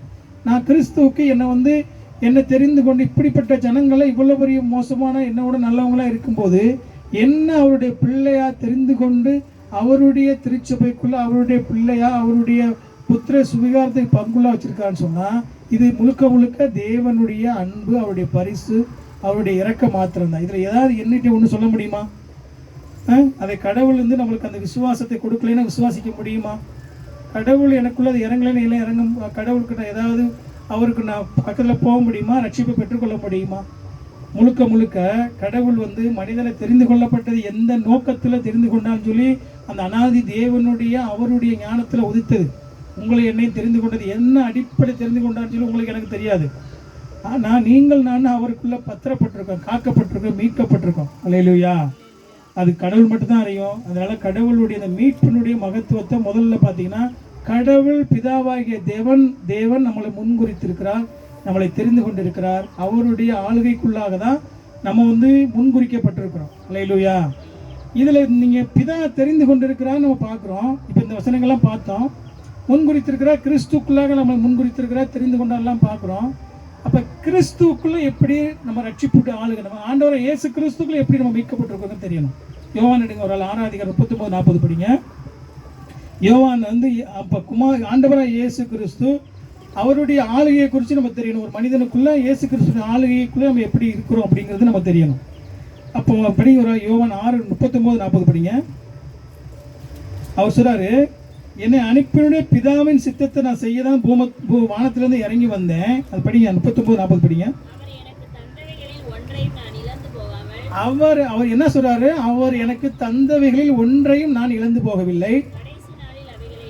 கடைசி நாளில் அவைகளை எழுப்புவதே கடவுள் எனக்கு பிதா எனக்கு கொடுத்த சித்தமா இருக்குது. குமாரனாகிய இயேசு கிறிஸ்துவை கண்டு விசுவாசமா இருக்கிறவன் எவனோ அவன் நித்திய ஜீவனை அடைவதும். ஹல்லேலூயா. இந்த வசனங்கள்லாம் நீங்க நல்லா கவனிச்சு படிங்க. என்னன்னா பிதா ஒரு அசைன்மெண்ட் கொடுத்துட்டாரு, ஒரு லிஸ்ட் போட்டிருக்காரு. அந்த லிஸ்ட் எடுத்து யார்கிட்ட கொடுத்துருக்காரு? இயேசு கிறிஸ்துவை கொடுத்துட்டாரு. அந்த அசைன்மெண்ட்டை செஞ்சு முடிக்கத்தான் பூமிக்கு வந்தார். புரியுதா உங்களுக்கு? அந்த வசனம் மறுபடியும் படிங்க, 39 படிங்க மறுபடியும். அவர் எனக்கு தந்தவைகளில் ஒன்றையும் நான் இழக்கவில்லை. பாருங்க, அவர் எந்தெந்த பேர்ல லிஸ்ட்லாம் கொடுத்துருக்கிறோரோ அதுல எந்த இதுவுமே ஒன்றும் விட போறதில்ல. எல்லாவற்றையும் நான் செஞ்சு முடிக்க வேண்டிய வேலையா இருக்கு. எவ்வளவு அழகா சொல்றாரு பாருங்க. அப்போ இயேசு கிறிஸ்து யாரு? தன்னுடைய தெரிந்து கொள்ளப்பட்ட அந்த ஜனங்களுக்காக தன்னுடைய பாவ பரிகார பலியாக தன்னை ஒப்பு கொடுத்தார். அல்லேலூயா. கிறிஸ்து மரித்தார். அவருடைய பிதா தெரிந்து கொண்ட ஜனங்களுக்கு ஆண்டவரை இயேசு கிறிஸ்து தன்னுடைய ஜீவனை சிந்தி பாவ மன்னிப்புடைய மீட்புடைய நிச்சயத்தை செய்து முடிக்கிறார். இது கடவுளுடைய மிகப்பெரிய அசைன்மெண்ட். அதனால தான் அவர் இதில் நம்ம சொன்னோம், ஏசாயாவில் சொன்னேன் உங்களுக்கு. ஏசாயா சொல்லும்போது அவர் சொல்கிறாரு, அந்த வியூ பார்க்குறாரு.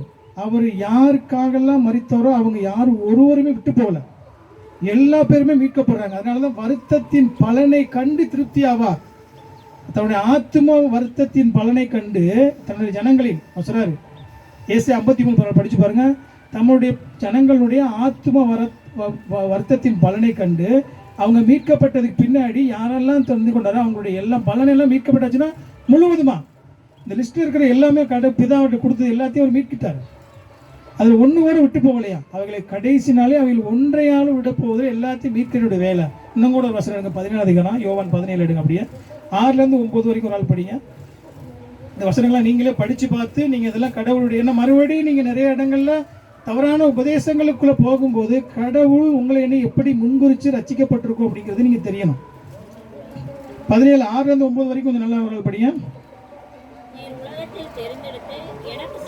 நீர் உலகத்தில் தெரிந்தெடுத்து, பாருங்க கவனிங்க, நீர் உலகத்திலிருந்து தெரிந்தெடுத்து எனக்கு தந்தவைகளில் உம்முடைய நாமத்தை வெளிப்படுத்தினேன்.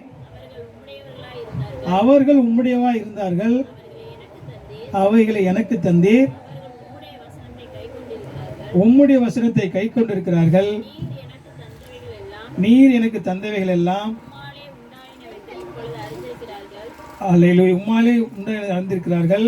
நீர் எனக்கு கொடுத்த வார்த்தைகளை நான் அவர்களுக்கு கொடுத்தேன். ஆ அவர்கள் அவைகளை ஏற்றுக்கொண்டு ஆ நான் உம்மிடத்திலிருந்து புறப்பட்டு வந்தேன் என்று நிச்சயமாய் அறிந்து ம் நீர் என்னை அனுப்பினீர் என்று விசுவாசித்திருக்கிறார்கள். 9 வசனம் படிங்க. நான் அவர்களுக்காக வேண்டிக் கொள்கிறேன். நான் ஆர்க்கா சொல்றாரு பாருங்க, என்ன சொல்றாரு? உலகத்திலிருந்து பிரித்தெடுத்து யாரெல்லாம் நீ கொடுத்தீங்களோ அவங்களுக்காக நான் வேண்டுறேன், அவங்களுக்காக தான் நான் வந்து போறேன், அவங்களுக்கு எல்லாமே கொடுத்துட்டேன். இந்த வசனத்தை கவனிக்கும் போது என்ன சொல்றாரு? அன்னைக்கு நிலைமையில அப்போஸ்தலர் தான் கொடுத்துருக்கிறாரு. அப்போஸ்தலர்ட்ட இந்த வசனத்தை கொடுத்தாரு. அப்போஸ்தலர் ஆதி பிதாக்கள் கொடுத்தாங்க, ஆதி பிதாக்கள் திருச்சபையிட்ட கொடுத்தாங்க. திருச்சபை மூலமாக தொடர்ச்சியா கடவுள் கொடுத்த அந்த திட்டத்தினுடைய பணி தொடருது. புரியுதா உங்களுக்கு? அன்னைக்கு இருந்த சீசர்கள் 12 பேர்னா 12 பேர் இல்லை, சீசர்கள்ட்ட கொடுத்தாங்க. சீசர்கள் அன்னைக்கு ஸ்ட்ராங்காக பேஸ் பண்ணி திருச்சபையை ஸ்தாபிச்சாங்க. அந்த திருச்சபை மூலமாக கடவுள் தெரிந்து கொண்ட, உலகத்திலிருந்து தெரிந்து கொண்ட ஜனங்களை திருச்சபைக்குள்ள அழைத்து கொண்டே இருக்கிறன்னு அவருடைய சித்திரம் நடந்துகிட்டே இருக்கு. அப்போ அந்த பணி தொடருது. அவர் சொல்றாரு அந்த இடத்துல, அது 10ஆம் வசனம் பாருங்க, என்ன சொல்ற? மறுபடியும் சொல்றாரு, 9ஆம் வசனம் படிங்க. நான் அவர்களுக்காக வேண்டிக் கொள்கிறேன், உலகத்துக்காக வேண்டிக் கொள்ளாமல். கவனிங்க நல்லா, உலகத்துக்காக வேண்டிக் கொள்ளாமல் நீர் எனக்கு தந்தவர்களுக்காக வேண்டிக் கொள்கிறேன், அவர்கள் உம்முடையவா இருக்கிறார்களே. அல்லேலூயா. எல்லா இடங்களையும் தேவன் இந்த தெய்வீக நோக்கத்தை, பிதாவுடைய தெய்வீக நோக்கத்தையும் சித்தத்தையும் நிறைவேற்றத்தான் குமாரன் இந்த பூமிக்கு வந்து மனிதனாக வந்து மரித்தார். சரியான ஒரு கடவுளுடைய ஆளுகையை வந்து எந்த இடங்களையும் கடவுள் போட்ட அந்த திட்டத்திலேருந்து ஒரு மாறுதல் கூட, ஒரு பிசுறு கூட கிடையாது. எல்லாம் அந்த நோக்கத்தின் அடிப்படையில் நடக்குது. குமாரன் தெளிவாக சொல்லிட்டு இருக்காரு, நம்ம எல்லாரும் ரட்சிக்கப்படுவாங்கன்னா எல்லாருக்கும் பாவ பரிகார பலியா கடவுளுடைய ஒரு சொட்டு ரத்தம், ஆண்டவரை இயேசு கிறிஸ்துவின் ஒரு சொட்டு ரத்தம் முழு உலகத்தினுடைய எல்லா பாவத்தையும் நீக்க போதுமானது. ஆனால் கடவுள் எல்லாருமே ரட்சிக்கப்பட மாட்டாங்க, எல்லாரும் கடவுளை அறிந்து கொள்ள மாட்டாங்க, கடவுளை எல்லாருமே விசுவாசிக்க மாட்டாங்க.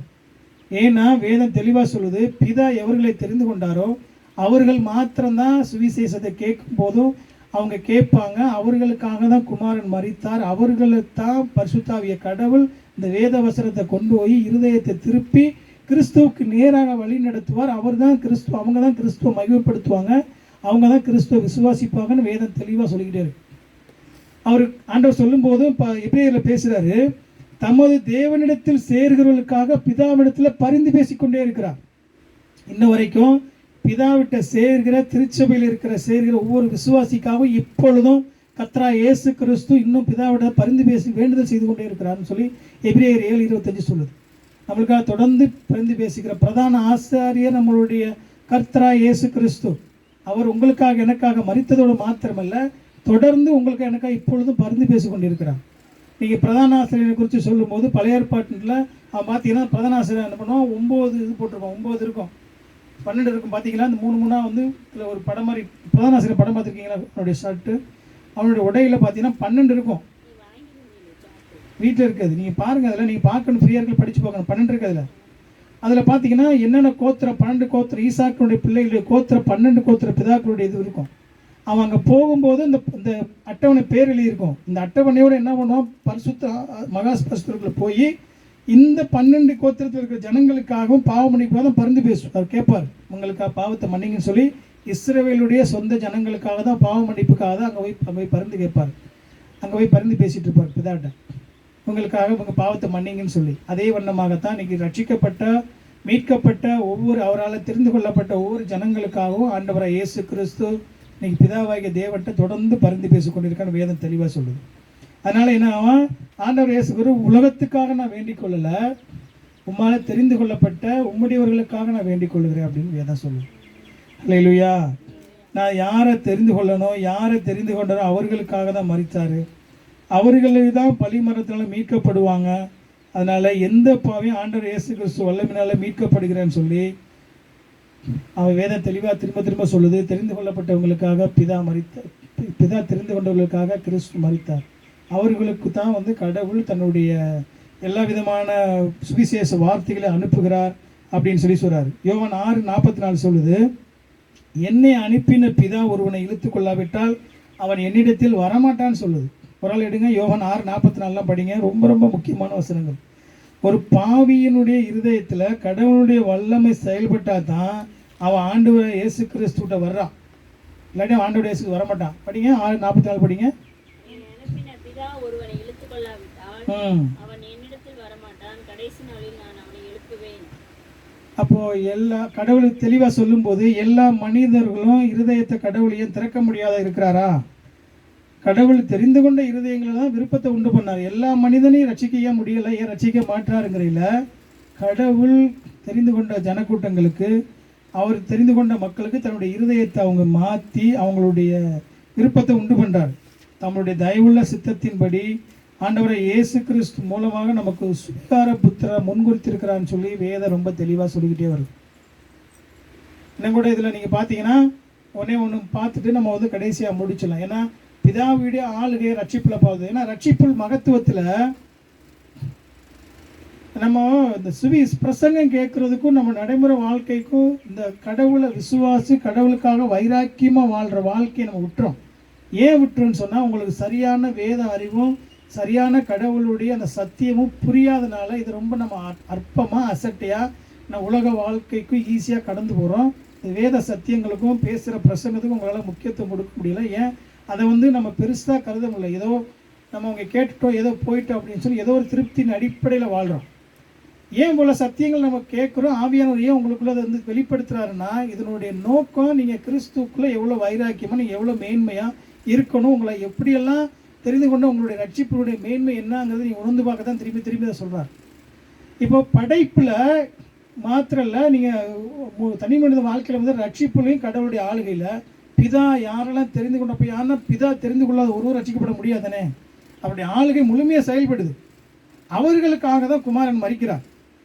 அவருடைய ஆளுகை முழுமையாக குமாரன இயேசு கிறிஸ்துவின் ஆளுகை முழுமையாக செயல்படுது. பரிசுத்தாவிய கடவுளுடைய நீங்கள் ஆளுகையும் பாருங்கள். படிங்க ஒரு ஆள் யோவான் 3ஆம் அதிகாரத்தில் சொல்கிறாரு, 3:8 சொல்கிறாரு, காற்று தனக்கு இஷ்டமான இடத்துல வீசுது, அது இன்ன இடத்துலேருந்து வருது இன்ன இடத்துல போகுதுன்னு தெரியாது, ஆனாலும் அதனுடைய அந்த பிரசனத்தை உணர முடியுதா இல்லையா? படிங்க ஒரு ஆள் தான்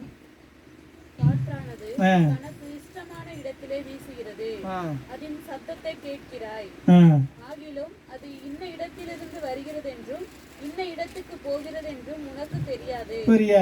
ஆவியினால் பிறந்தவன் எவனோ அவனும் அப்படியே சொல்லிட்டு என்ன ஒரு காட்ட சொல்லிட்டு அப்படியே சொல்றாரு, ஆவியினால் பிறந்தவனும் அப்படியே இருக்கிறான். அப்ப பரிசுத்தாகிய கடவுள் இந்த காற்றுக்கு ஒப்புமையா ஆவிக்கு ஒப்புமையா சொல்லப்படுகிற இந்த பரிசுத்தாகிய கடவுள் ஒரு மனிதனுடைய இருதயத்துக்குள்ள, ஒரு பாவியான இருதயத்துக்குள்ள காற்று எப்படி வர்றதும் போகிறதும் தெரியாதோ அது போல் வந்து வர்றதும் போகிறது தெரியாது. ஆனால் அவருடைய பிரசனத்தை இந்த மனிதனால் உணர முடியும். அவர் தான் வந்து ஒரு மனிதனுக்குள்ள இருதயத்துக்குள்ளே செயல்படுகிறார். அவர் தான் வந்து அந்த வேத வசனத்தை கொண்டு வந்து இருதயத்தை திருப்புகிறார், மாற்றுகிறார். அவங்க நல்லா நீங்கள் கவனிச்சிங்கன்னு சொன்னால் இதில் ஒரு 2 பேர் உங்களுக்கு எக்ஸாம்பிள் கூட சொல்லலாம். கிபி 3ஆம் நூற்றாண்டில் 4ஆம் நூற்றாண்டு 387 வந்து ஒரு அகஸ்டின்னு சொல்லி நான் வரலாறு படித்தேன். அவருக்கு தொடர்ச்சியாக அவருக்கு வந்து அவங்க அம்மா 16 வருஷமாக சுவிசேஷம் சொல்லிக்கிட்டே இருக்காங்க. அவங்க அம்மா அவங்களுக்காக ஆண்டவர் குறித்து அவங்க பேசுகிறாங்க. ஆனால் இவர் துன்மார்க்க வாழ்க்கை, அதாவது இந்த பெண்களோட அதிகமான பெண்களோட தொடர்பு அவருக்கு, உபச்சாரத்தில் வந்து அதிகமான நாட்டத்தோட அவர் கடைசி அந்த 40-45 வயசு வரைக்கும் அந்த இதில் வாழ்கிறார்.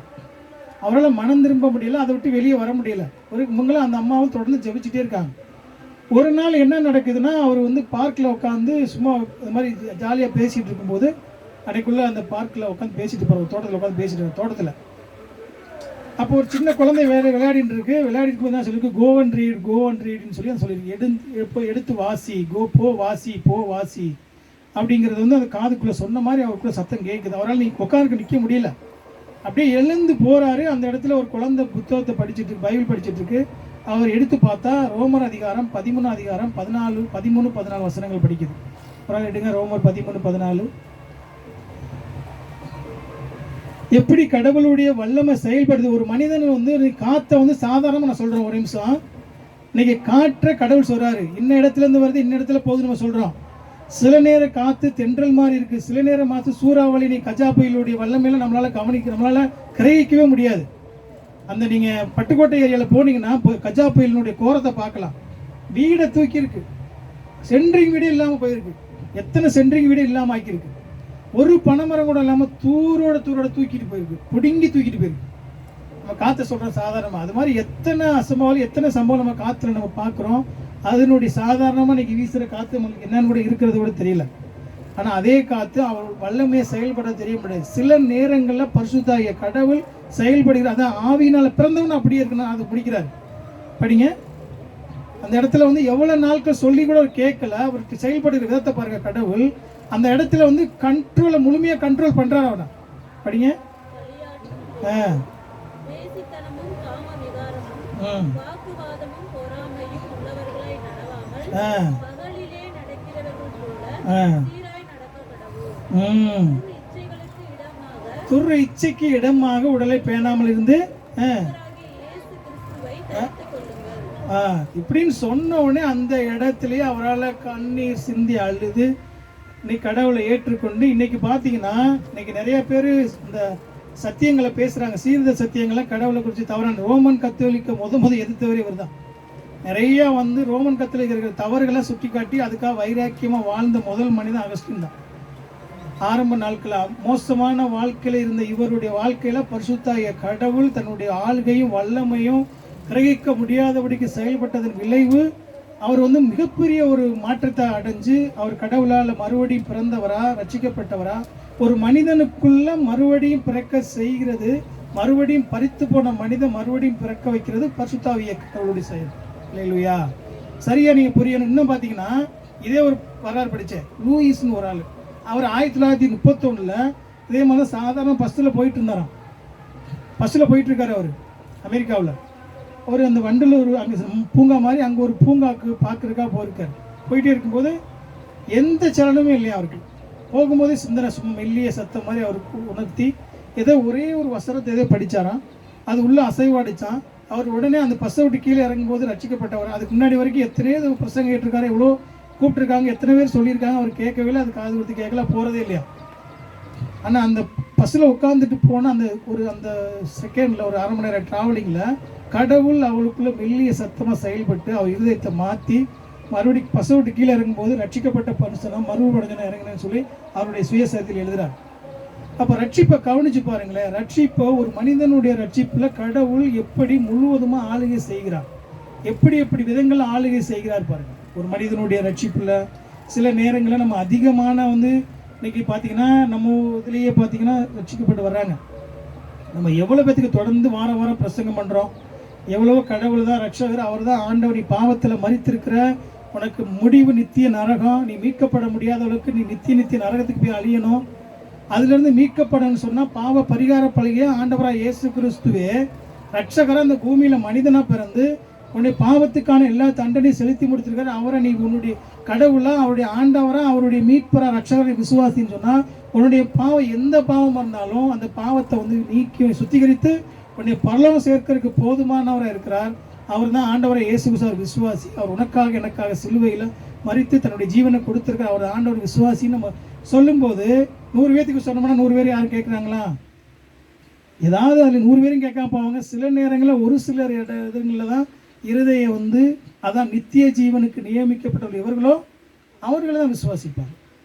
ஏன் நம்ம திரும்ப திரும்ப இதை செய்கிறோன்னு சொன்னால் பரிசுத்த ஆவியானுடைய வேலை இந்த வேத வசனத்தை அவங்க இருதயத்தில் வந்து கொண்டு போய் செலுத்தி அவங்கள மறுவிருப்ப பண்ணுறது பரிசுத்தாவியோட வேலை. குமாரன் மரித்தார், ஏன் பரிசுத்தாவியை புதுப்பிக்கிறார். பரிசுத்தாவிய கடவுள் ஒரு இருதயத்தை புதுப்பித்து அது புதிய படைப்பா, புதிய மனிதனா, மறுபடி பிறந்தவனா மாத்திரம்.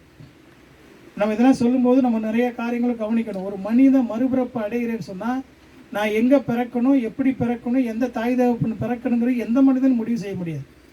முடியுமா?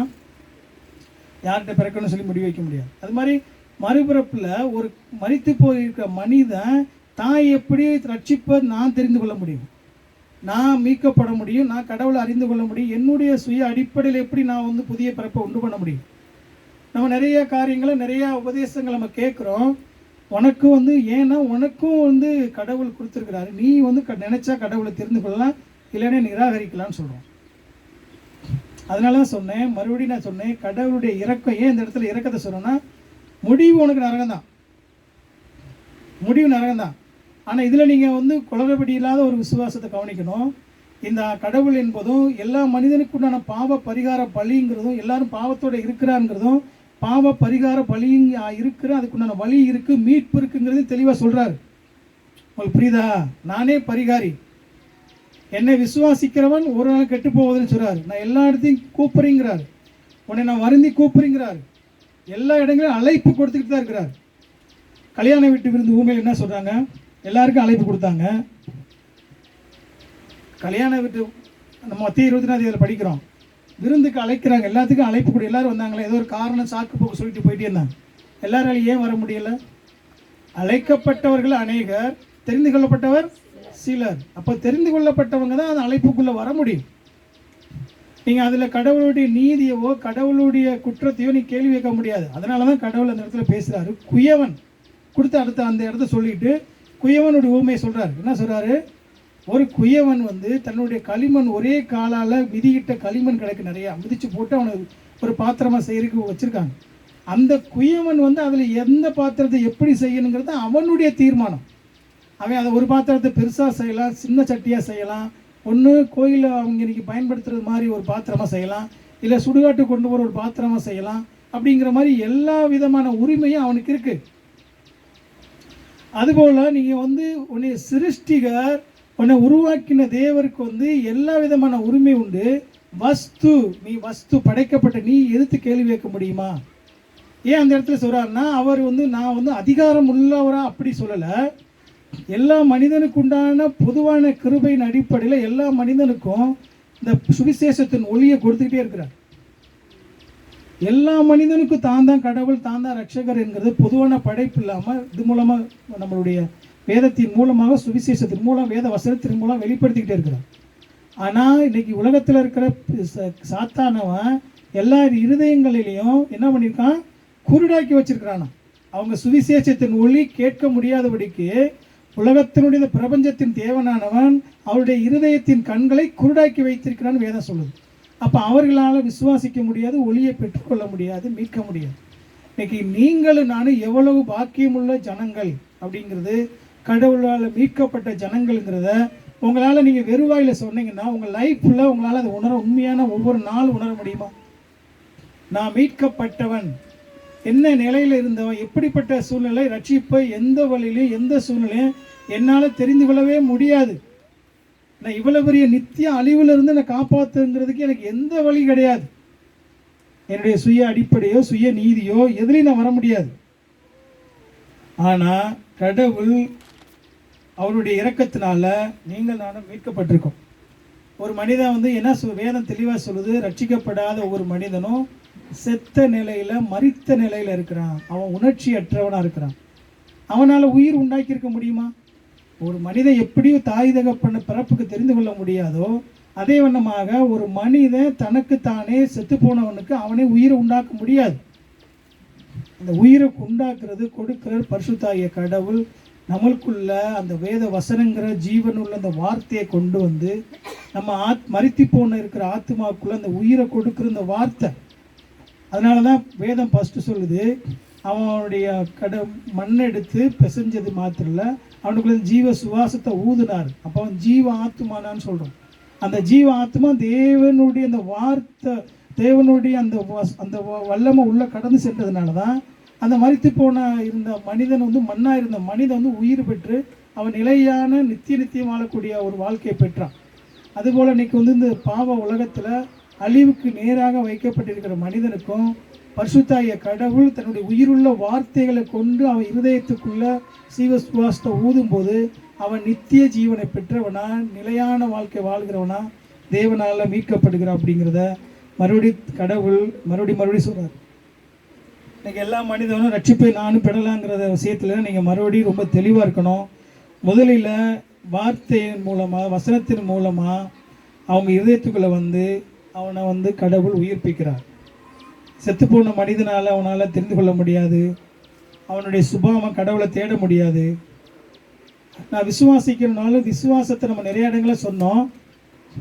கடவுள் எனக்குள்ள விசுவாசத்தை அவர் தான் கொடுக்குறான்னு சொன்னோம். முதல் 2 வசனங்களை படித்து இந்த காரியங்கள் நம்ம தெரியல விடுங்க. ஒரு ஆள் 1 தெசலோனிக்கேயர் 2:13 எடுங்க. 2 தெசலோனிக்கேயர் 2:13 எடுங்க.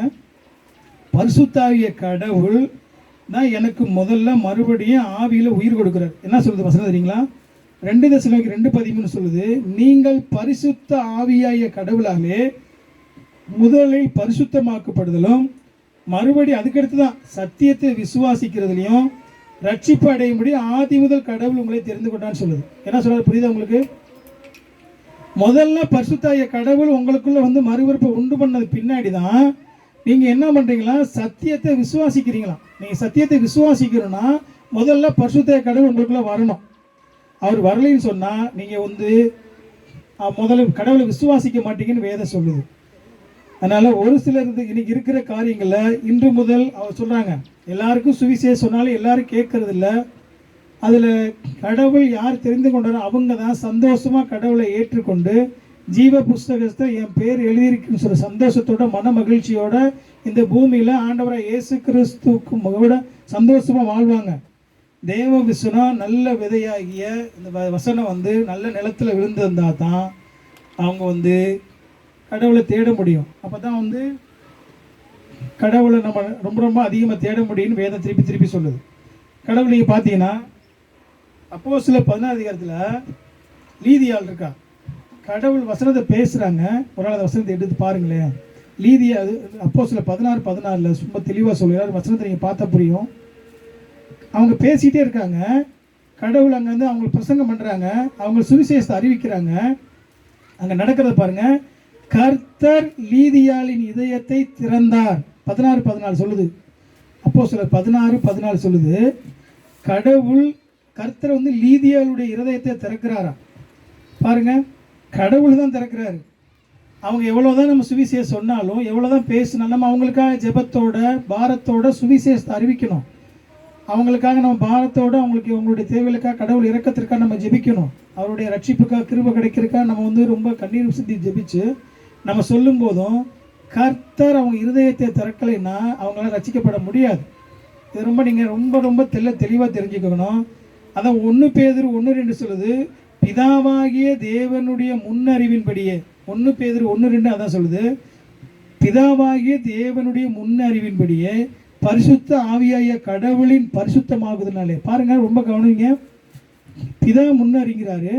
பரிசுத்தாவிய கடவுள் அவங்கள பரிசுத்தப்படுத்தி தான் மறுபடி தான் அவங்க கீழ்ப்படிதலுக்கும் ஆண்டவராக இயேசு கிறிஸ்து ரத்தம் தெளிக்கப்படுதலுக்கும் அவங்க தெரிந்து கொண்டிருக்காங்கன்னு சொல்லுது. அப்போது பிதா தெரிந்து கொண்டவங்களுக்கு தான் வந்து மறிச்சிறாருன்னு சொல்கிறோம். அப்போது அந்த அவங்க தான் வந்து பரிசுத்தாவியால் பரிசுத்தமாக்கப்படுறாங்க. அவங்க தான் ஆண்டவராக இயேசு கிறிஸ்து மேலே விசுவாசம் வைக்க முடியும். உங்களுக்கு இதில் உங்களுக்கு பார்த்தீங்கன்னா இதில் முழுவதும் ரட்சிப்பில் இந்த முழு ரட்சிப்புலையும் நீங்கள் கவனிச்சுட்டே இருந்தீங்கன்னா சர்வ வல்ல திரியேக தேவனுடைய எவ்வளோ பெரிய மேலான அன்பு செயலாட்டுதுன்னு பாருங்கள். பிதாவாகிய தேவனுடைய தெரிந்து கொள்ளுதலும் பரிசுத்த ஆவியாகிய குமாரனுடைய ஆளுகையும் பரிசுத்த ஆவியா கடவுளுடைய ஆளுகையும் பாருங்க, அதில் எவ்வளோ அழகாக செயல்பட்டு ஒரு நம்ம ரட்சிக்கப்படுற எப்படி இருக்குன்னு பாருங்க. இன்னைக்கு கடவுள் வந்து நம்மளை பரிசுத்தாவிய கடவுளை நீங்கள் புரியும் போது, ஏன்னா நீங்கள் எல்லா பேருமே இந்த பரிசுத்த கடவுளை வந்து கேலி கூத்தாக்கிட்டு இருக்காங்க. அதனால தான் நம்ம இந்த பரிசுத்த கடவுளுடைய முழுமையான ஆளுகையும் நீங்கள் திருப்பி புரியணுங்கிற கொஞ்சம் அதை கூடுதலாக சொல்லிட்டு இருக்கேன். அவர் ஒரு நபர், திரித்துவத்தில் 3ஆம் நபர். அவருக்கு வந்து சக்தி கிடையாது. அவர் வாங்கன்னு சொல்கிறது இந்த இது மாதிரி பொருள் கிடையாது. அவர் கடவுள், அவர் நபர். திரித்துவத்தில் 3ஆம் நபர் பிதா குமாரன் பரிசுத்தாய் கடவுளும் சம அதிகாரம் உள்ளவர். அவங்களும் சம அதிகாரம் உள்ளவர். அவர் சம மகிமை உள்ளவர். அவங்க 3 ஒரே நிலையிலேருந்து செயல்படுறாங்க. அப்போது பரிசுத்தாய கடவுள் ஒரு மனிதனுக்குள்ளே உள்ள வரலைன்னு சொன்னால் அவங்க செயல்பட மறுபிறப்பு அடையாமல் அவன் கடவுளை விசுவாசிக்க முடியாது. அப்போ அவங்க சொல்லும்போதே எல்லா இடங்களையும் வேதம் திருப்பி இப்போ கடவுள் வந்து நீங்கள் நல்லா இதை கவனிக்கும் போது உங்கள் புரிதலுக்காக சொல்கிறேன். ஆண்டவராக இயேசு கிறிஸ்து பாவ பரிகார பலியாக பூமியில் தன்னுடைய மனுக்குலத்தினை பாவத்துக்காக மறித்துட்டு போயிட்டாரு வச்சுருங்களேன். பிறக்கிற மனிதன்லாம் எப்படி வந்து அவன் மரித்த நிலையில் இருக்கிறான். எல்லா மனிதனுமே மரித்த நிலையில் இருக்கிறான். கடவுளை அவன் தேட முடியாது, கடவுளை அறிய முடியாது. அவன் கடவுளை அவனுக்கு விருப்பமே இருக்காது. ஏன்? அவன் கீழ்ப்படியாமல் பிள்ளைகளாக இருக்கிறான். அவன் பாவத்தில் மரித்திருக்கிறதுனால அவன் கடவுளை தேடவே முடியாது. இப்போ பரிசுத்த ஆவியாகிய கடவுளுடைய பணி இல்லைன்னா, அவர் போய் அவங்க ஒவ்வொரு மனிதனுடைய இருதயத்தில் செயல்படலைன்னா அவன் எப்படி மரித்த நிலையில் உயிர் பெற முடியும்? அவன் எப்படி கடவுளை விசுவாசிக்க முடியும்? யோசிச்சிருக்கீங்களா?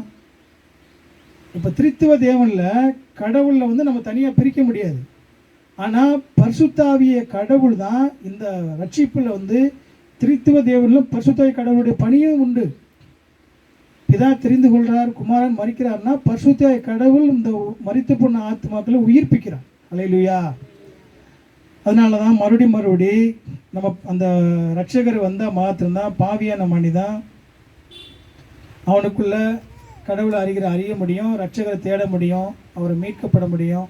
இதன் மூலமாக தான் பிதாவாகிய தேவனுடைய அந்த ரட்சிப்பை குறித்து அவர் முன்குறிச்சதை குறித்தும் மீட்பராக இயேசு கிறிஸ்துனுடைய அந்த பலி மரணத்துடைய பாவ பரிகார பலியையும் ஆண்டவரை பரிசுத்தாவிய கடவுளுடைய அந்த மறுபிறப்பையும் ஒரு மனிதனுக்குள்ள உண்டு பண்ணி அவனை புது படைப்பாக ஒரு ரட்சிப்பாக உண்டு பண்ணுறார். ஒரு பாவியான மனுஷனுக்கு, மோசமான அயோக்கியமான துரோகியான ஒரு மனுஷனுக்கு சர்வ வல்ல தேவனுடைய மேலான அன்பு எப்படி செயலாற்றுதுன்னு மட்டும் பாருங்கள். அப்போ நீங்கள் நானும் ரட்சிக்கப்பட்டிருக்குன்னு சொன்னால், மீட்கப்பட்டிருக்குன்னு சொன்னால், நம்மளுடைய ரட்சிப்பு எவ்வளோ பெரிய மேலானது, எவ்வளோ உன்னதமானது, எந்த நிலையில் இருக்கிற சூழ்நிலை எப்படி திரியேக தேவனே செயலாற்றி உங்களுக்கு எனக்கு இந்த ரட்சிப்பை வாங்கி கொடுத்துருக்குறான்னா, இந்த ரட்சிக்கப்பட்ட நீங்கள் நானும் இன்றைக்கி நம்ம அசட்டையாக வாழக்கூடிய வாழ்க்கை கிடையாதுங்கிறத நீங்கள் உணரணும்.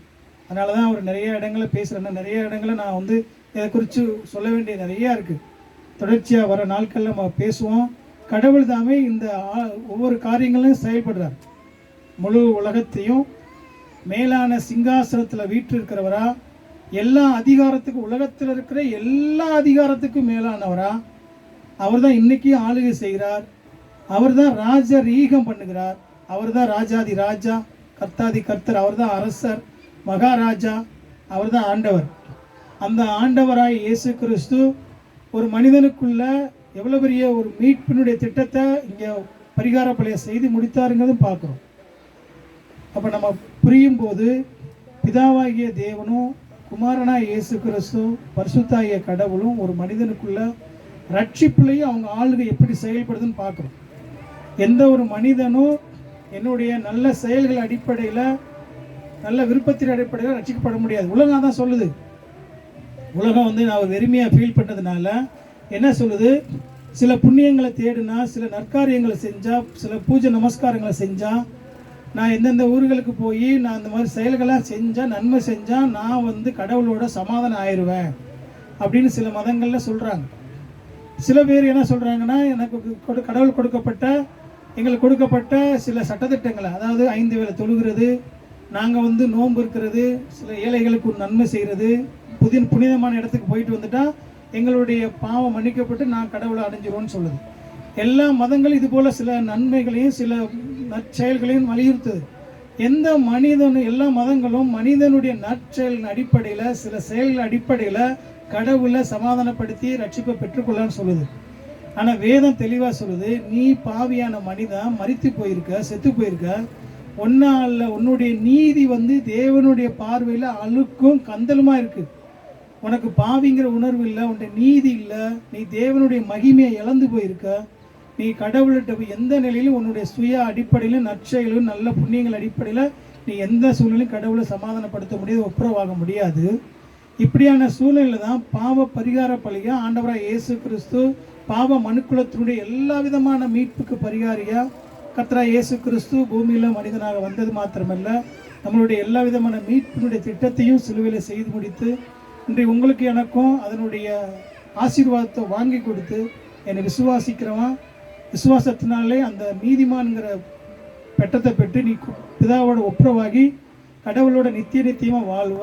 அந்த வாழ்க்கையை பூமியில் மரித்து போனவனுக்கு பரிசுத்தாகிய கடவுள் இருதயத்தில் கொடுத்தவனை புதுப்பித்து உன்னை செயல்படுத்துகிறான்னு சொல்லும்போது, இந்த வேதம் சொல்கிற உண்மைதான் இன்னைக்கு உலகத்தில் இருக்கிற எல்லா விதமான பொய்யான பொருட்களுக்கும் வேதம் மாத்திரம்தான் உண்மை அப்படிங்கிறத நீங்கள் உங்களுடைய பகுத்தறிவிலையும் புரியணும், உங்களுடைய ஆவிக்குரிய வாழ்க்கையிலையும் புரியணும். தேவன் தாமே இந்த சத்தியத்தை சரியான வழியில் உங்களுக்கு விளங்க செய்யட்டும். ஆவியா தாமே இந்த சத்தியத்தை உங்களுக்கு புரிய வைப்பாராக. தேவன் தாமே ஆசீர்வதிப்பாராக. ஆமென்.